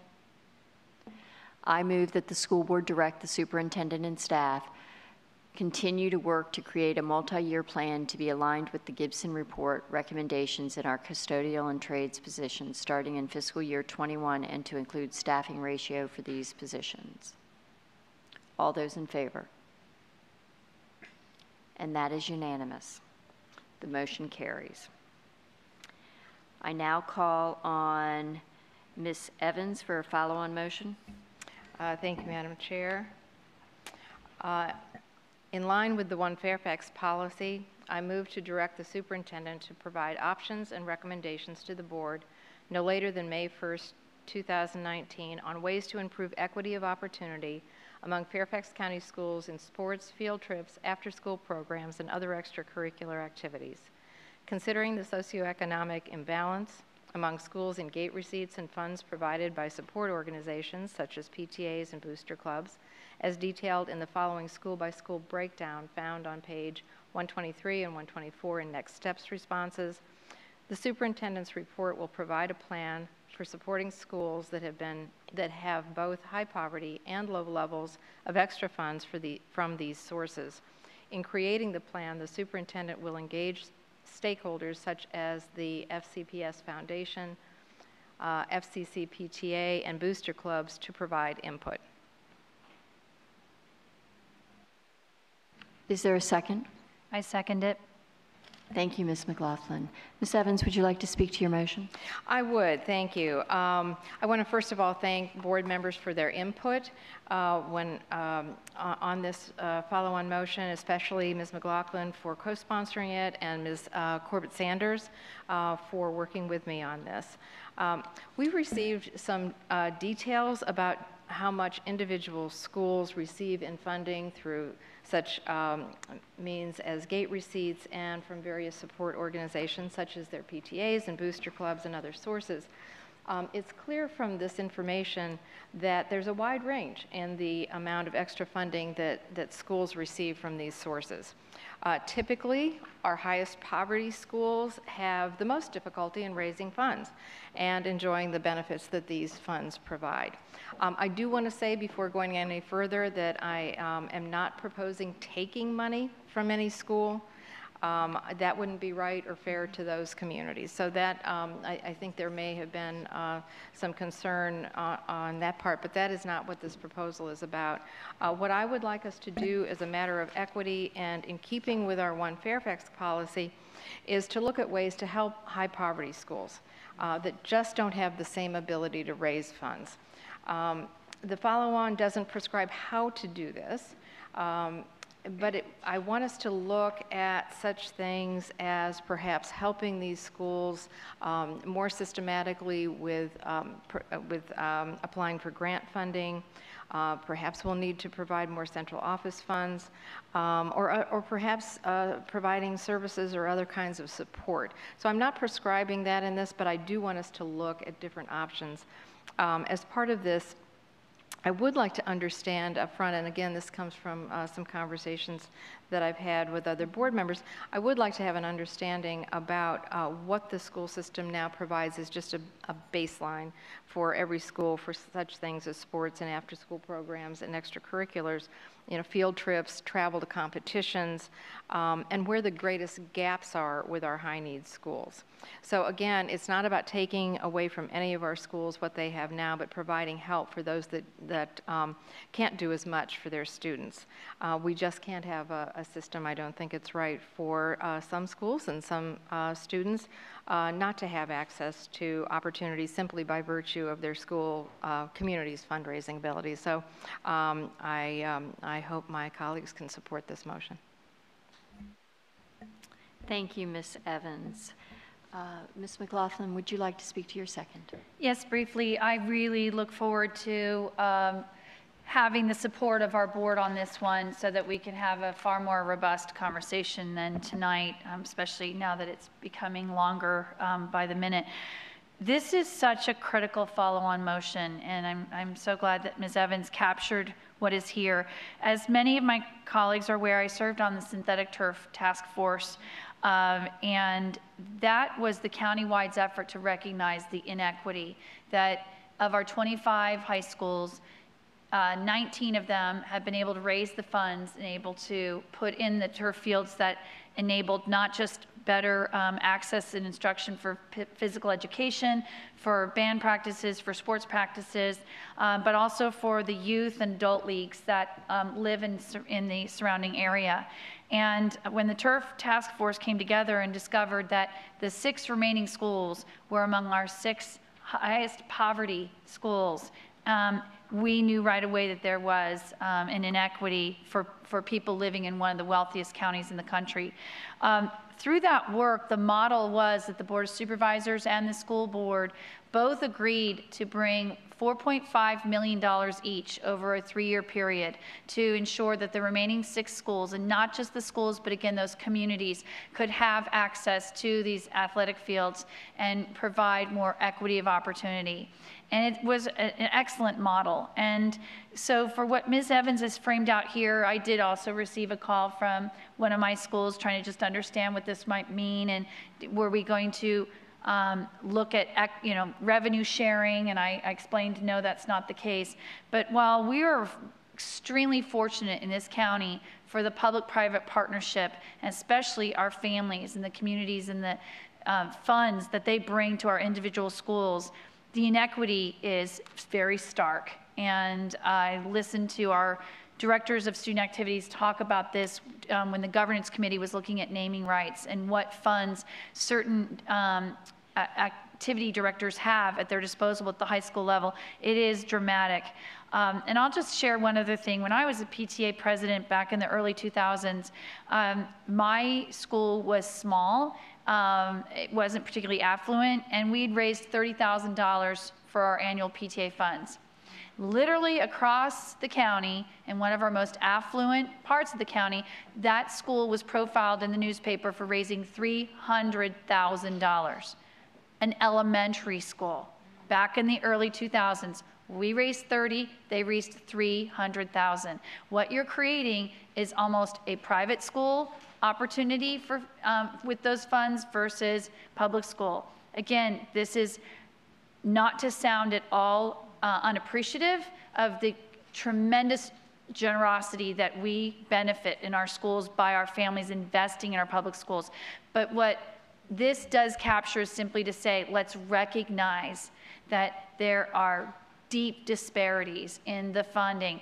And I really do think, Dr. Braybrand, as we study this, that I hope the FCPS Foundation, when it's looking for how it wants to best support and provide funds to schools, I think this would be a fantastic, very singular direction that we could be thinking about where they direct their funds. It's to closing these gaps of funding inequity that we experience each and every day in this county. So I hope my colleagues will support it. Again, the goal here is to examine it and engage with our community on it. No one's making any decisions about this would be, and Ms. Evans is absolutely right.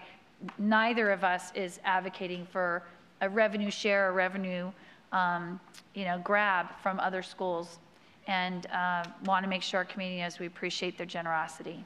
Thank you, Ms. McLaughlin. Ms. Derenak-Kofax. Yes, I just wanted to thank Ms. Evans for your detailed analysis of the reports we have given, so you were able to find this and take the time and then draft this follow-on.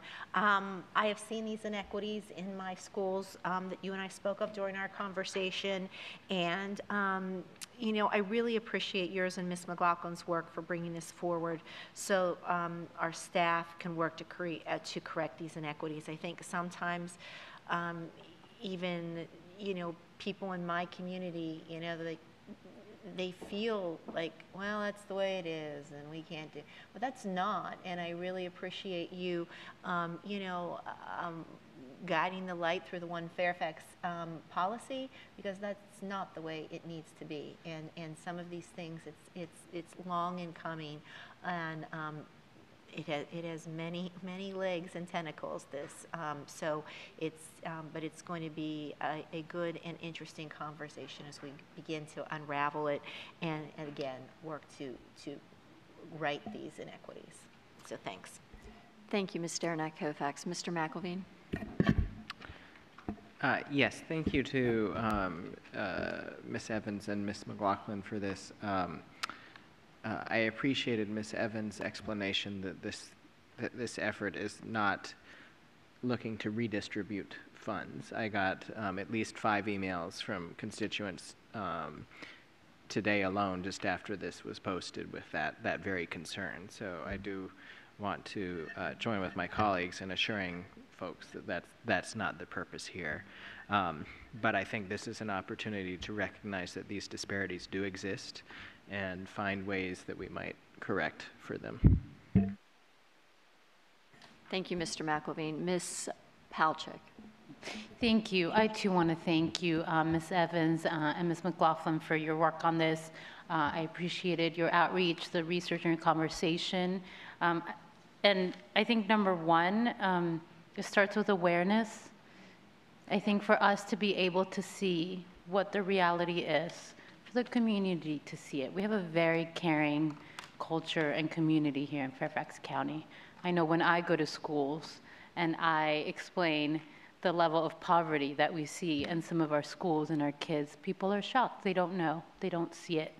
And they really appreciate knowing and ask how to help. I have pantries. I believe they've at least doubled in the past year, and our community has just come out and filled them with support and resources. So I really, truly appreciate it. I'm so happy that we're doing this in a way that is clearly about providing that extra support, that equity, where we see schools that need it. I also especially appreciate your adding engaging with our stakeholders from our conversation.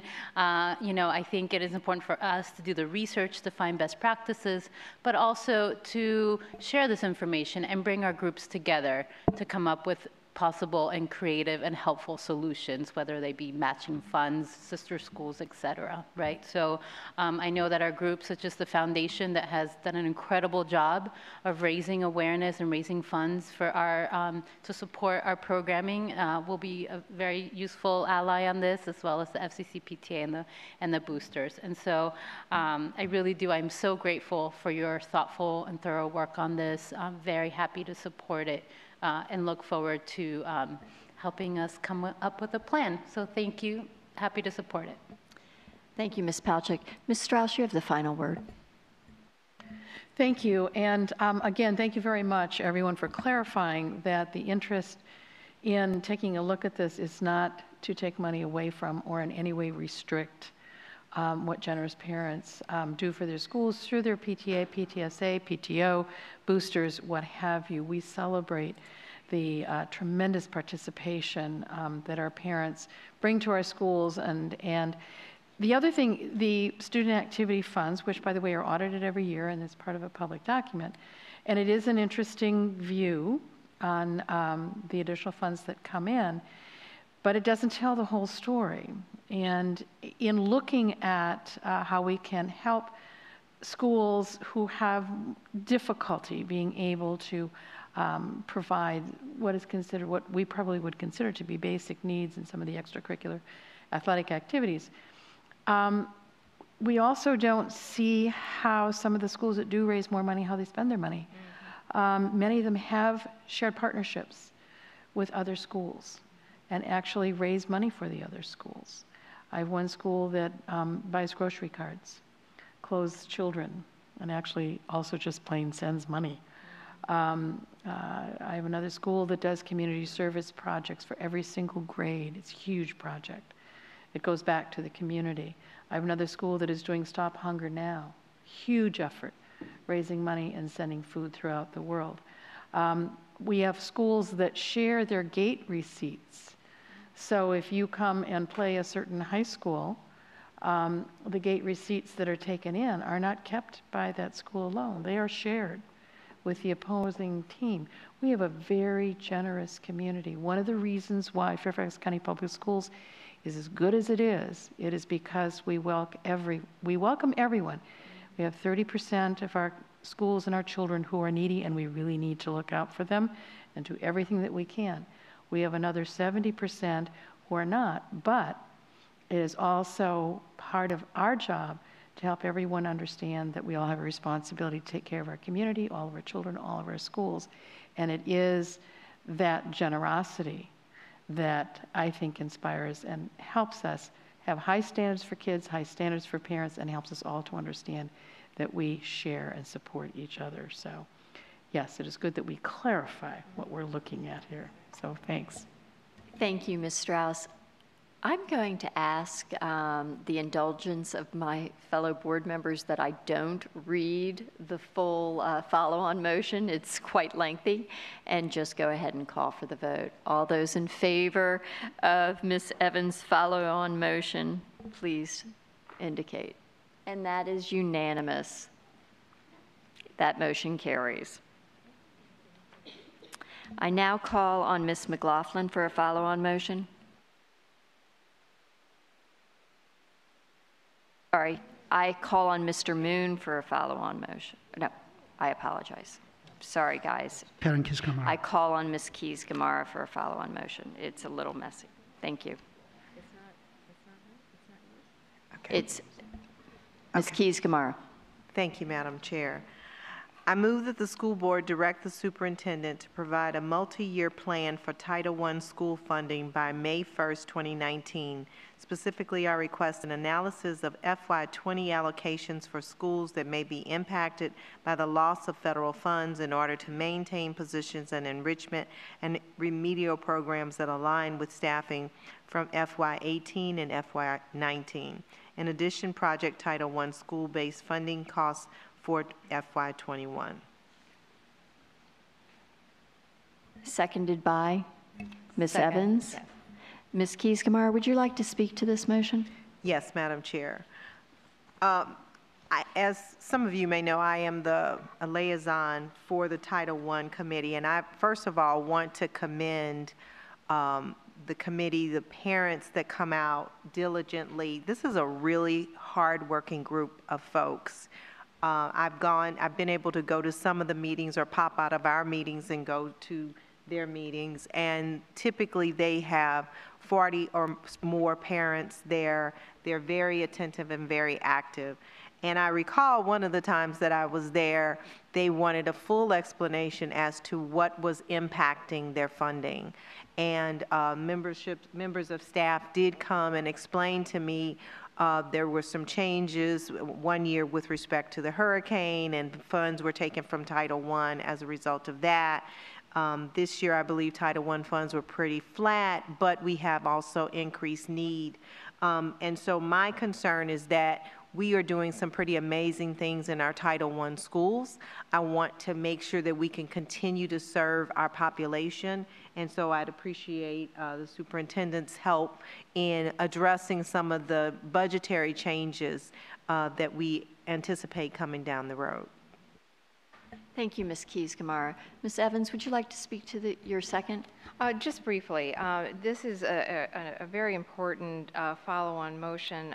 When we see the Title I funds staying flat, that doesn't seem like it's a cutback, but as we have to spread the Title I funds thinner and thinner, as we are about ready to do, there's a great deal of concern in the community about what that's going to mean for individual Title I schools.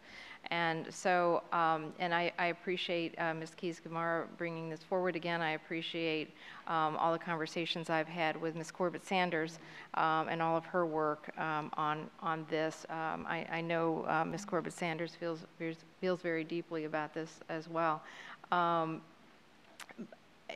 There has been concern in my community, and I think from a conversation that I had today with staff, there may be some misunderstanding of where we are in the community, but I think we need, as a board, to get a clear picture, first of all, on exactly where we are and what the impact is going to be. So, and that can help us move forward.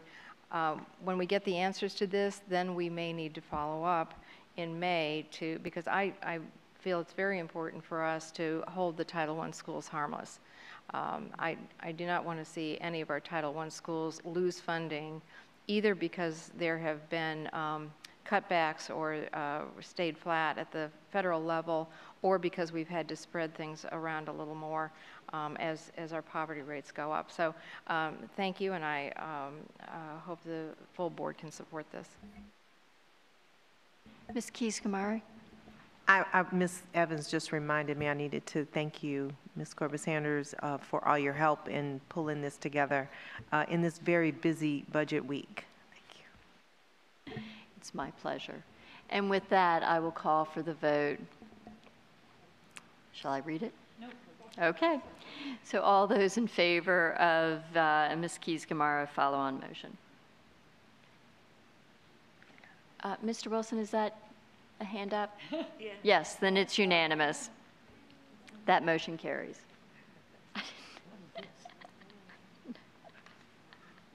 So I now call on Ms. McLaughlin for a follow-on motion. Thank you. In an effort to improve equity of opportunity for all Fairfax County students, the board directs the superintendent to provide the initial findings from FCPS's review of its current practices as well as best practices related to school-based clinics. Along with these findings, the superintendent will present any recommended changes and/or FY20 budget requests related to the school-based clinics delivery model. This information will be presented at a work session no later than April 30th, 2019, so that any changes to the FY20 budget can be considered before the board's final vote on May 23rd, 2019. Do I have a second? Second. Seconded by Ms. Derenak-Kofax. Ms. McLaughlin, would you like to speak to your motion? Yes, again, I know it's late, so I hope I don't need to do a whole lot of talking and convincing to my colleagues about the merits of this motion. It is written broadly enough, and it's actually based on something the board already had partially approved. Part of the motion captures what the board already approved back in November, which was part of our legislative priorities, was to understand what we're currently doing with our school-based clinics, and that includes our school nurses plus our clinic aides, and trying to understand what we currently have as a model versus what would be a best practice model, and to report back to the board in time for legislative priorities. However, as we know, that's for the legislative session that is 11 months from now when they start up their next session. In the meantime, what I'm hopeful, and especially yesterday when the SCIPT committee received a comprehensive 2.5-hour presentation on our 2 community schools, which are currently being piloted in Fairfax County at both Whitman and at Mount Vernon Woods Elementary. We were very fortunate to hear from our middle school principal, Craig Herring, about the value and the need for school nurses and wraparound services. And so the goal here is just not to have to wait more than another school year to hopefully make some changes and improvements. It may be very tiny. It might be that whatever Dr. Brabrand and staff can bring to us, we'll simply say, here's the current delivery model, which most people don't know and understand. Even the funding model is still unclear about the money we get from the state to run these school-based clinics, and then how the money is then spent between Fairfax County and the Public Health Department, which is run by the Board of Supervisors. So for my colleagues, what I'm hoping for is this just begins our commitment to saying, as we look at a county where 30% of our students are reporting backgrounds in poverty, when we're looking at the fact that 25% of the students in our school system have a recognized health condition, when we're looking at the state has now changed its accreditation for absenteeism, school nurses are at the front lines of being able to identify and address when students are out of school, and we need to have them in our school. As you all know, we right now only have one nurse per 3,000 students in Fairfax County. I know we can't address and close the gap, which best practices is 1 per 550 students, but we've got to start the conversation. And so I hope you'll support the follow-on motion, which is again to begin this dialogue, and perhaps we might even have the ability to fund a nurse at the pilot schools. It wouldn't be a big ask, but it would get us moving in the right direction. So as you can tell, please support school nurses. Thank you, Ms. McLaughlin. Ms. Derenak-Kofax, would you like to speak to your second?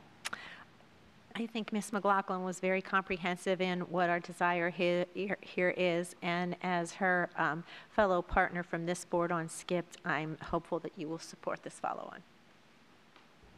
Thank you, Ms. Derenak-Kofax. Ms. Strauss? Thank you. Yes, I will support this. I do have a question. Since our clinics and the nurses in Fairfax County come through the health department, and it's the budget of the Board of Supervisors. Well, and it's state, but I mean, it doesn't come out of school board money. It is. It's state fund to us. Yes. We're handing over money to Okay, Sorry. well, that's okay, because my question with this is that the information that we get, I know that you're interested in the legislative package, in other words, the state money. And then I guess my question is, do you anticipate collaboration with the public health department? So thank you for asking the clarifying question. I didn't want to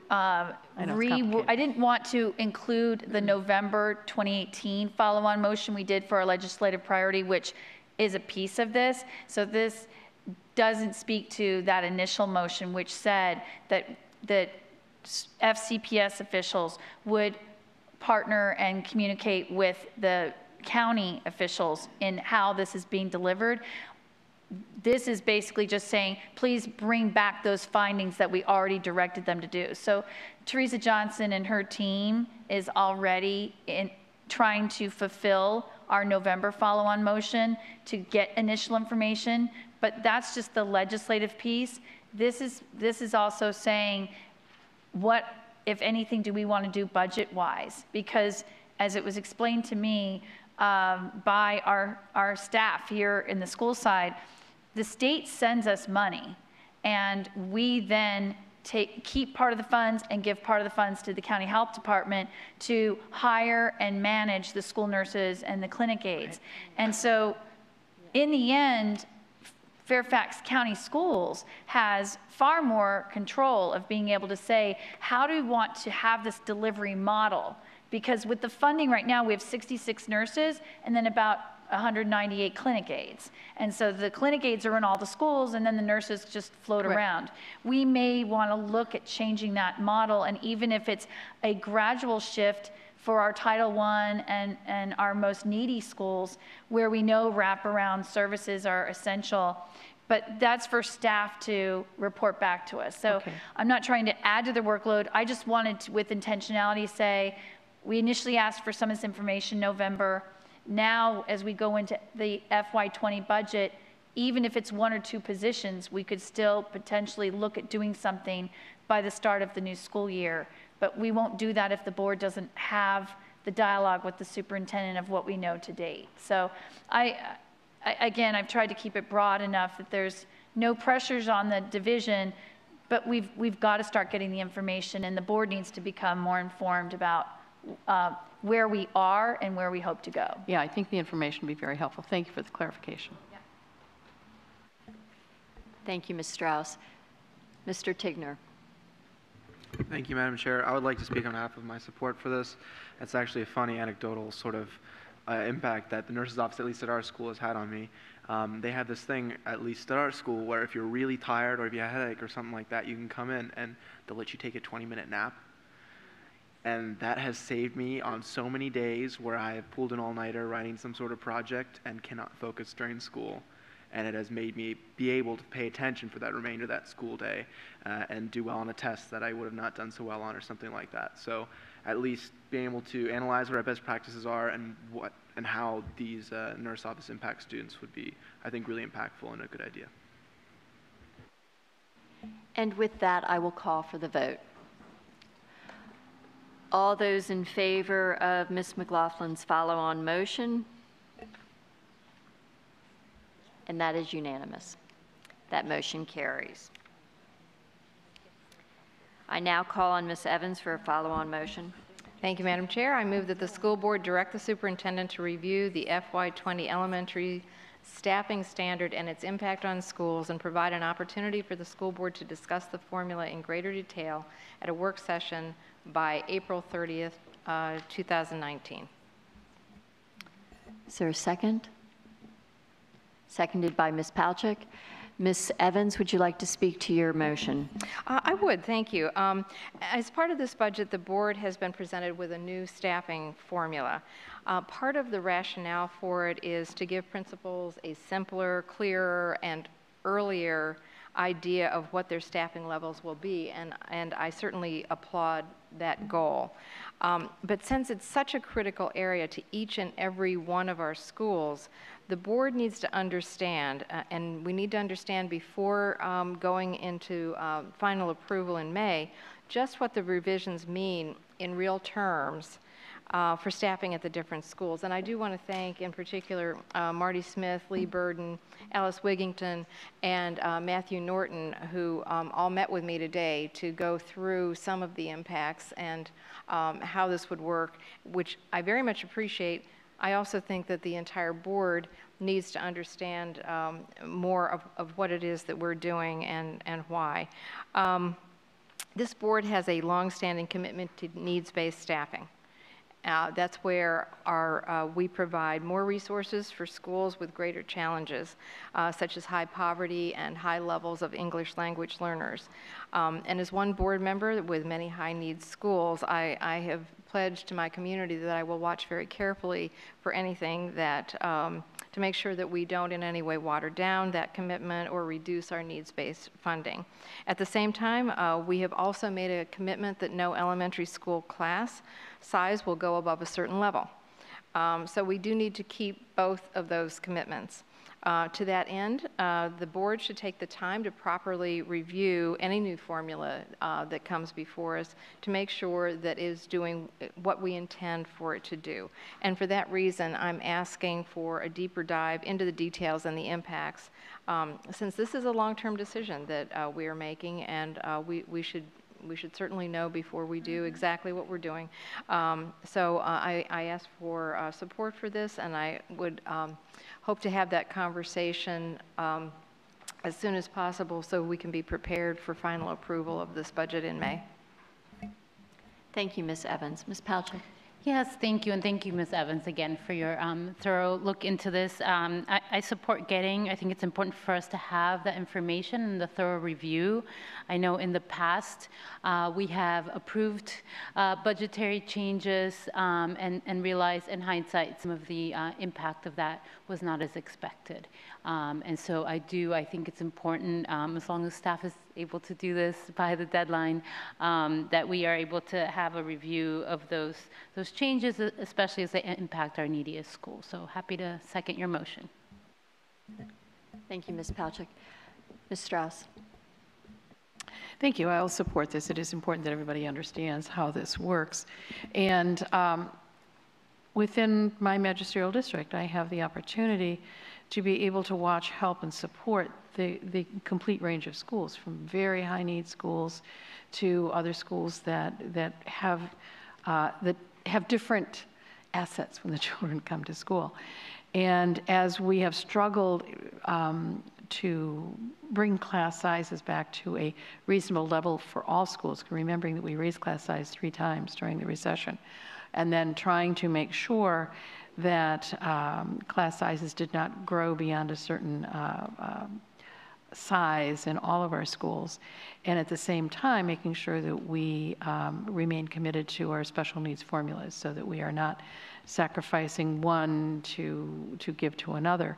And as we began to try to backfill and bring down some of the very large elementary class sizes in particular, many of our high-need schools, we were initially able to let those principals hire very early because we were beginning to see competition in hiring teachers, and we needed good teachers. And so as we began to give permission for very early hires among our neediest schools, they were able to actually meet their formula standards and were able to more easily open school fully staffed. The schools that are not part of the special needs formula, there was a tendency to hold back some of the staffing, and hold back staffing that was greater than what we had agreed would be needed to keep class sizes smaller. And even so, then by the time, in other words, when principals went in for staffing in May and June to figure out how many teachers they would be able to get, there was a tendency to continue to hold back staffing, even though when principals would go in, you know, they would show their numbers, they would show the trends, IEPs, et cetera. These are the number of teachers that we think we're going to need. But we would hold staffing back partly because we weren't sure of our funding, and we would put funding in the staffing reserve to cover it all, but we wouldn't necessarily release those positions until we were sure that the schools really needed it. In the last couple of years, as we have had difficulty hiring teachers, particularly in August, many of these schools who by our already adopted formula were entitled to additional staffing, as many of the principals had predicted. When they would go through staffing in the end of August, by that time there were no more teachers to be hired. And I had a number of situations in the schools in my district that began school without the number of teachers that they really had qualified for, and had to sort of cobble together a situation which either meant you had an IAA, which was lovely, but then you had a very large class size, and so that we were not able to meet our commitment to keep the class sizes down. So that's kind of the challenge. It's important that we take a look at this, that we hold true to our special needs formula, but we also hold to our commitment to making sure that our class sizes are not getting so large, and that all of our principals have the opportunity to hire early enough in the season when there are still good teachers to be hired.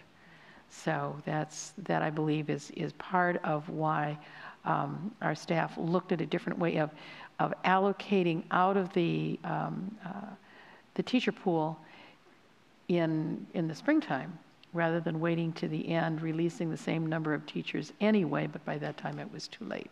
So I look forward to the discussion, and to make sure that everybody understands it, and to make sure that we're not shortchanging anybody, because we certainly don't want to do that. Thanks. Thank you, Ms. Strauss. Mr. Tigner. It was left on from last time. Okay, thank you.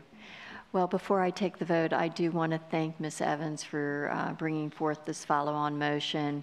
As many people have given the historical context, this board has engaged in staffing formulas in the past when it came to having a ceiling for our needs-based staffing.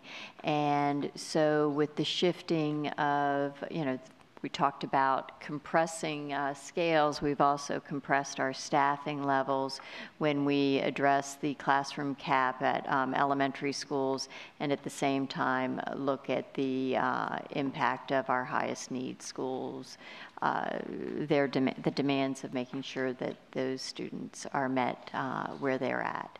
And so I look forward to this discussion, the more information and that the superintendent and Ms. Burden will provide to us. And with that, I will take the vote. All those in favor of Ms. Evans' follow-on motion number 8. And that is unanimous. I now call on Ms. Derenak-Kofax for a follow-on motion.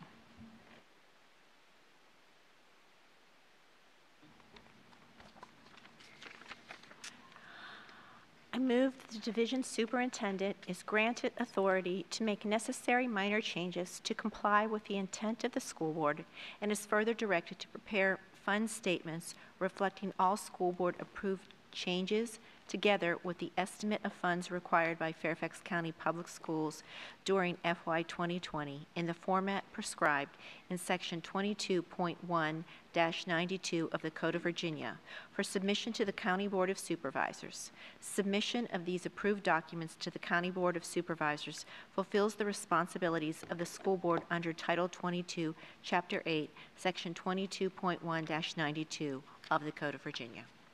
Second the motion. Seconded by Ms. Strauss. Ms. Derenak-Kofax, would you like to speak to your motion? No, ma'am. Ms. Strauss, would you like to speak to your second? This is the traditional housekeeping motion. Yes, Ms. Strauss. Thank you very much. Ms. McLaughlin. Yeah, I mean, just for the public, I think because the language is a bit vague, it would be helpful to just explain what we're granting him in terms of it's saying, you know, making minor changes to what? Absolutely, Ms. McLaughlin. I could answer that question, but I think I'm going to pass it over to Ms. Derenak-Kofax. Would you like me to answer it? Sure, go ahead. Okay. So those minor changes are, we adopted earlier this evening the proposed budget that Dr. Brabrand presented to us. What we, in the course of our discussions, but actually more importantly, if Dr. Brabrand, as he's reading through the budget before it is formally delivered over to the Board of Supervisors or to the county executive for consideration by the Board of Supervisors, if there are typos, if there are commas missing, if there are, minor changes that don't substantially change the proposal or the proposed budget, then he has the authority to do that. Am I correct in that interpretation? Ms. Burden, I'd appreciate it more. I love your shaking head, but I want to make sure the audience hears this. Yes, you are correct. Thank you. So is that clear, Ms. McLaughlin? I would just say as an effort of continuous improvement, we may want to look at this housekeeping language for the future because I think it should be more clear when we're talking about making minor changes to comply with the intent of the board. Changes to what? This is to me, this is housekeeping, but it's actually kind of an important power of authority that we're transferring over to him. So just something to think about as we do this again, or the next board will be doing it. Well, we'll do it in May. Yeah, we appreciate that, Ms. McLaughlin. And with that, I'd like to take the vote on the final follow-on motion for the evening regarding housekeeping. All those in favor? And that is unanimous. That motion carries.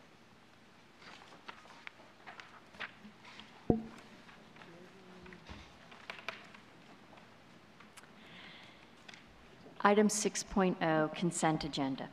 Our adopted rules of parliamentary procedure, Robert's Rules, provide for a consent agenda listing several items for approval of the board by a single motion. Many items listed have gone through board review and documentation has been provided to all board members and the public in advance.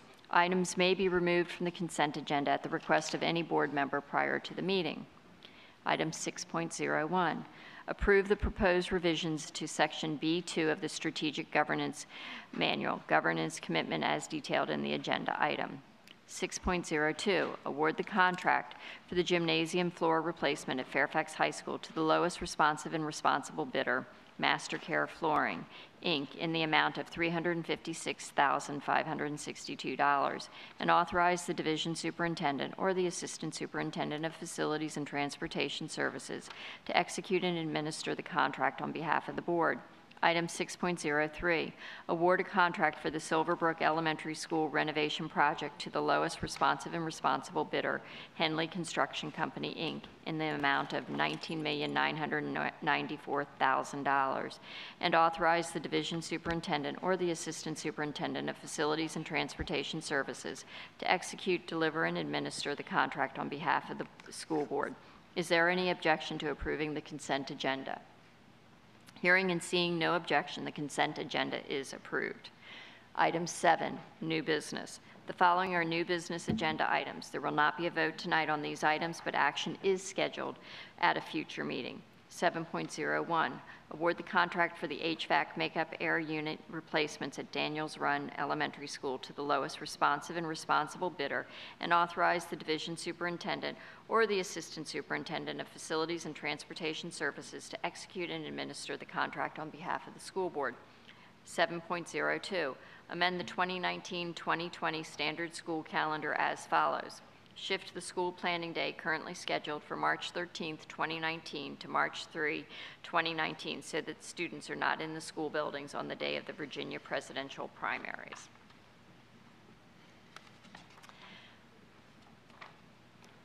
Item 8, Superintendent Matters. Next on the agenda is Superintendent Matters, and I call on Dr. Brabrand. Thank you, Chairman Corbett Sanders. First, I want to thank the school board for partnering with me and our staff on this budget.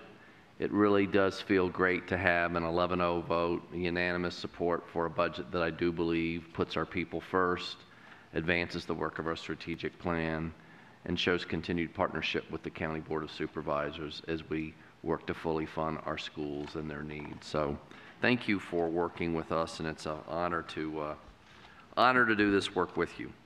I want to also just share one other little piece of information with you tonight. We have the 2019 Presidential Scholar candidates. 52 Fairfax County Public School seniors have been selected as candidates for the 2019 Presidential Scholars Program, designed to recognize and honor some of the country's most distinguished graduating high school seniors. The program was started in 1964. In '79, it was extended to recognize students who demonstrate exceptional talent in visual, creative, and performing arts. And in 2015, it was again extended to recognize students who demonstrate ability and accomplishment in career and technical education fields. Each year, up to 161 students are named as presidential scholars, one of the nation's highest honors. FCPS seniors selected as candidates represent the following high schools or secondary schools: Chantilly, Hayfield, Langley, Madison, McLean, Oakton, Robinson, South County, TJ, Westfield, and Woodson. And we're certainly happy for those folks and those students and their families. Thank you. Thank you, Dr. Brabrand.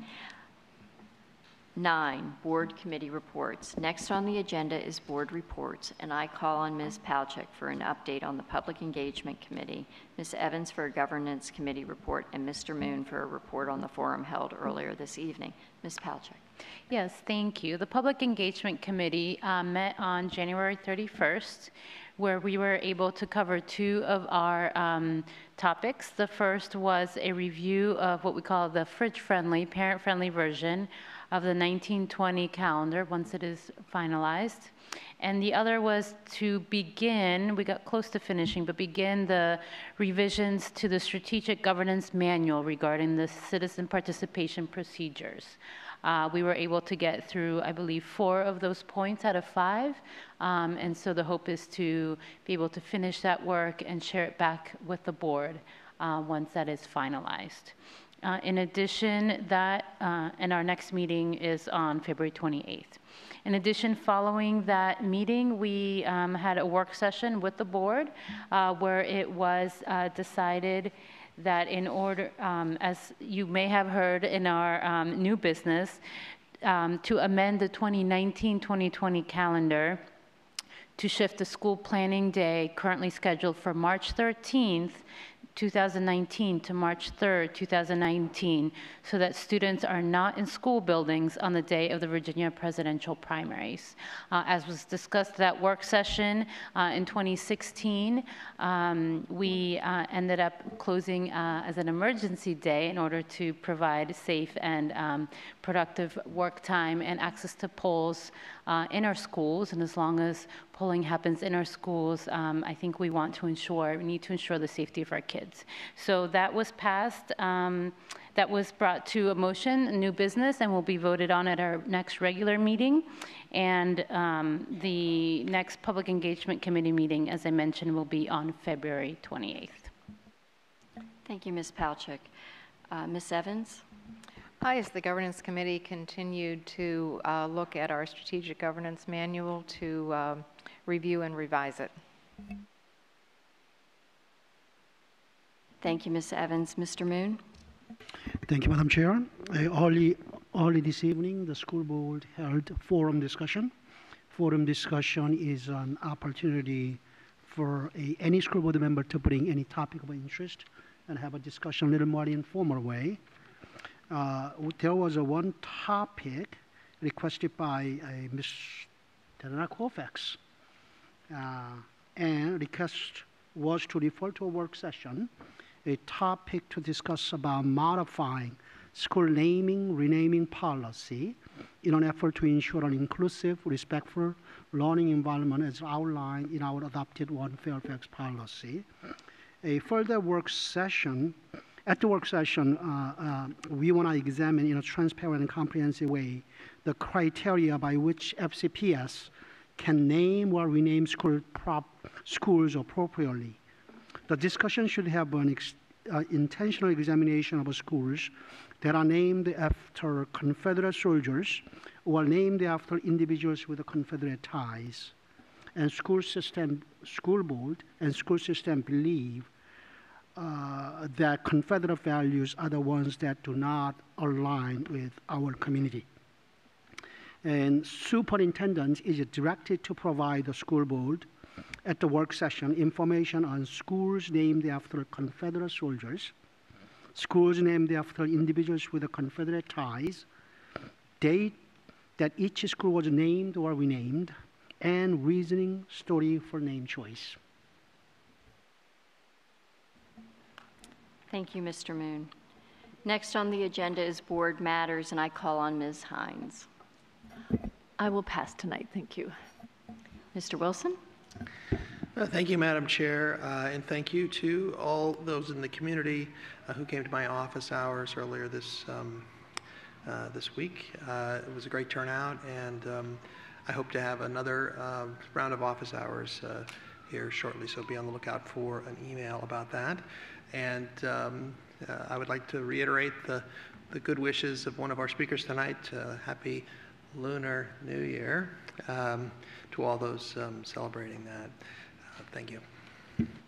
Ms. Palchik? I will pass, thank you. Mr. McElveen? I will pass. Ms. Derenak-Kofax?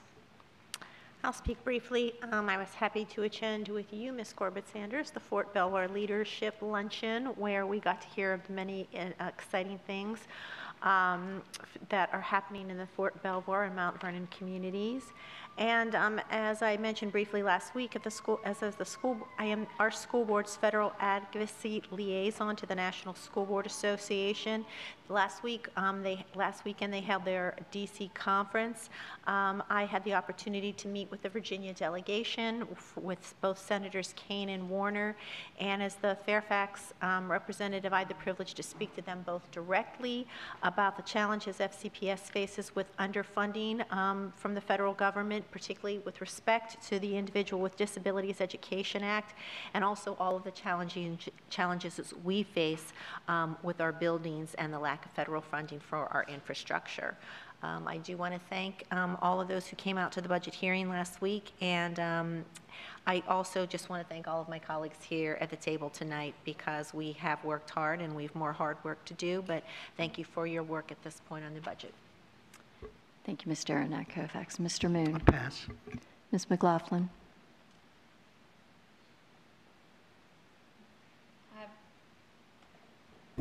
I have just a brief prop. Dr. Braybrand, I wanted to make sure you knew the story, so hopefully the camera can catch this beautiful cookie bouquet. But I had the tremendous fortune of visiting the Davis Center earlier this week.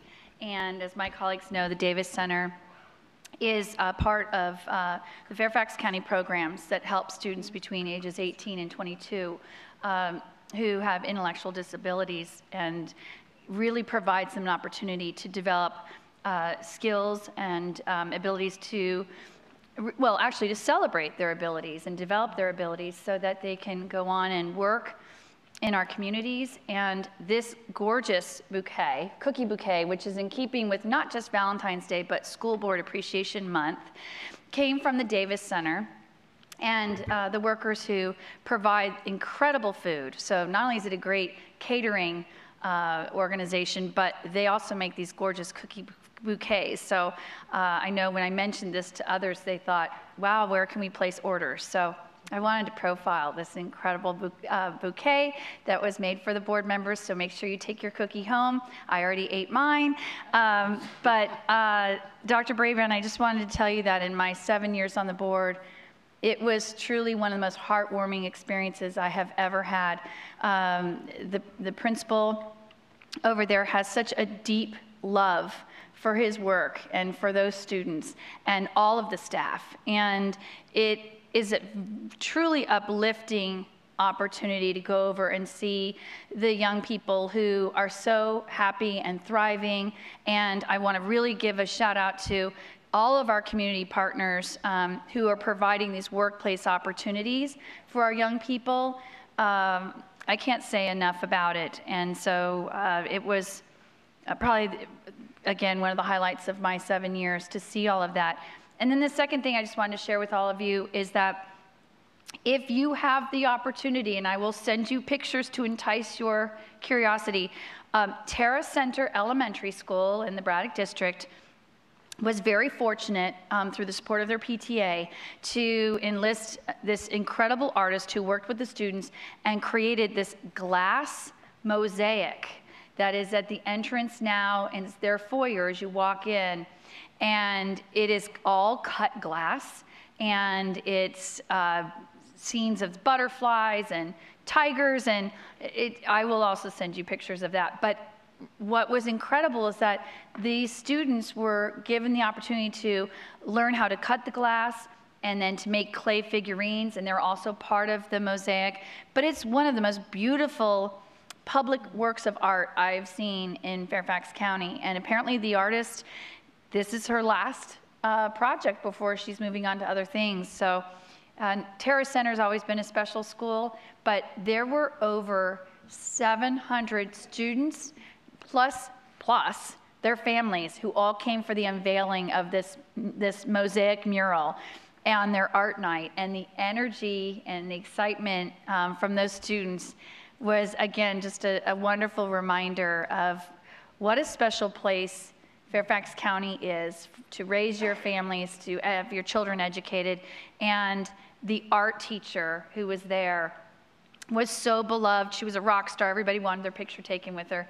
But it was just a happy reminder when sometimes the news these days at local, state, and national level haven't been very uplifting, to just spend time in our magical school.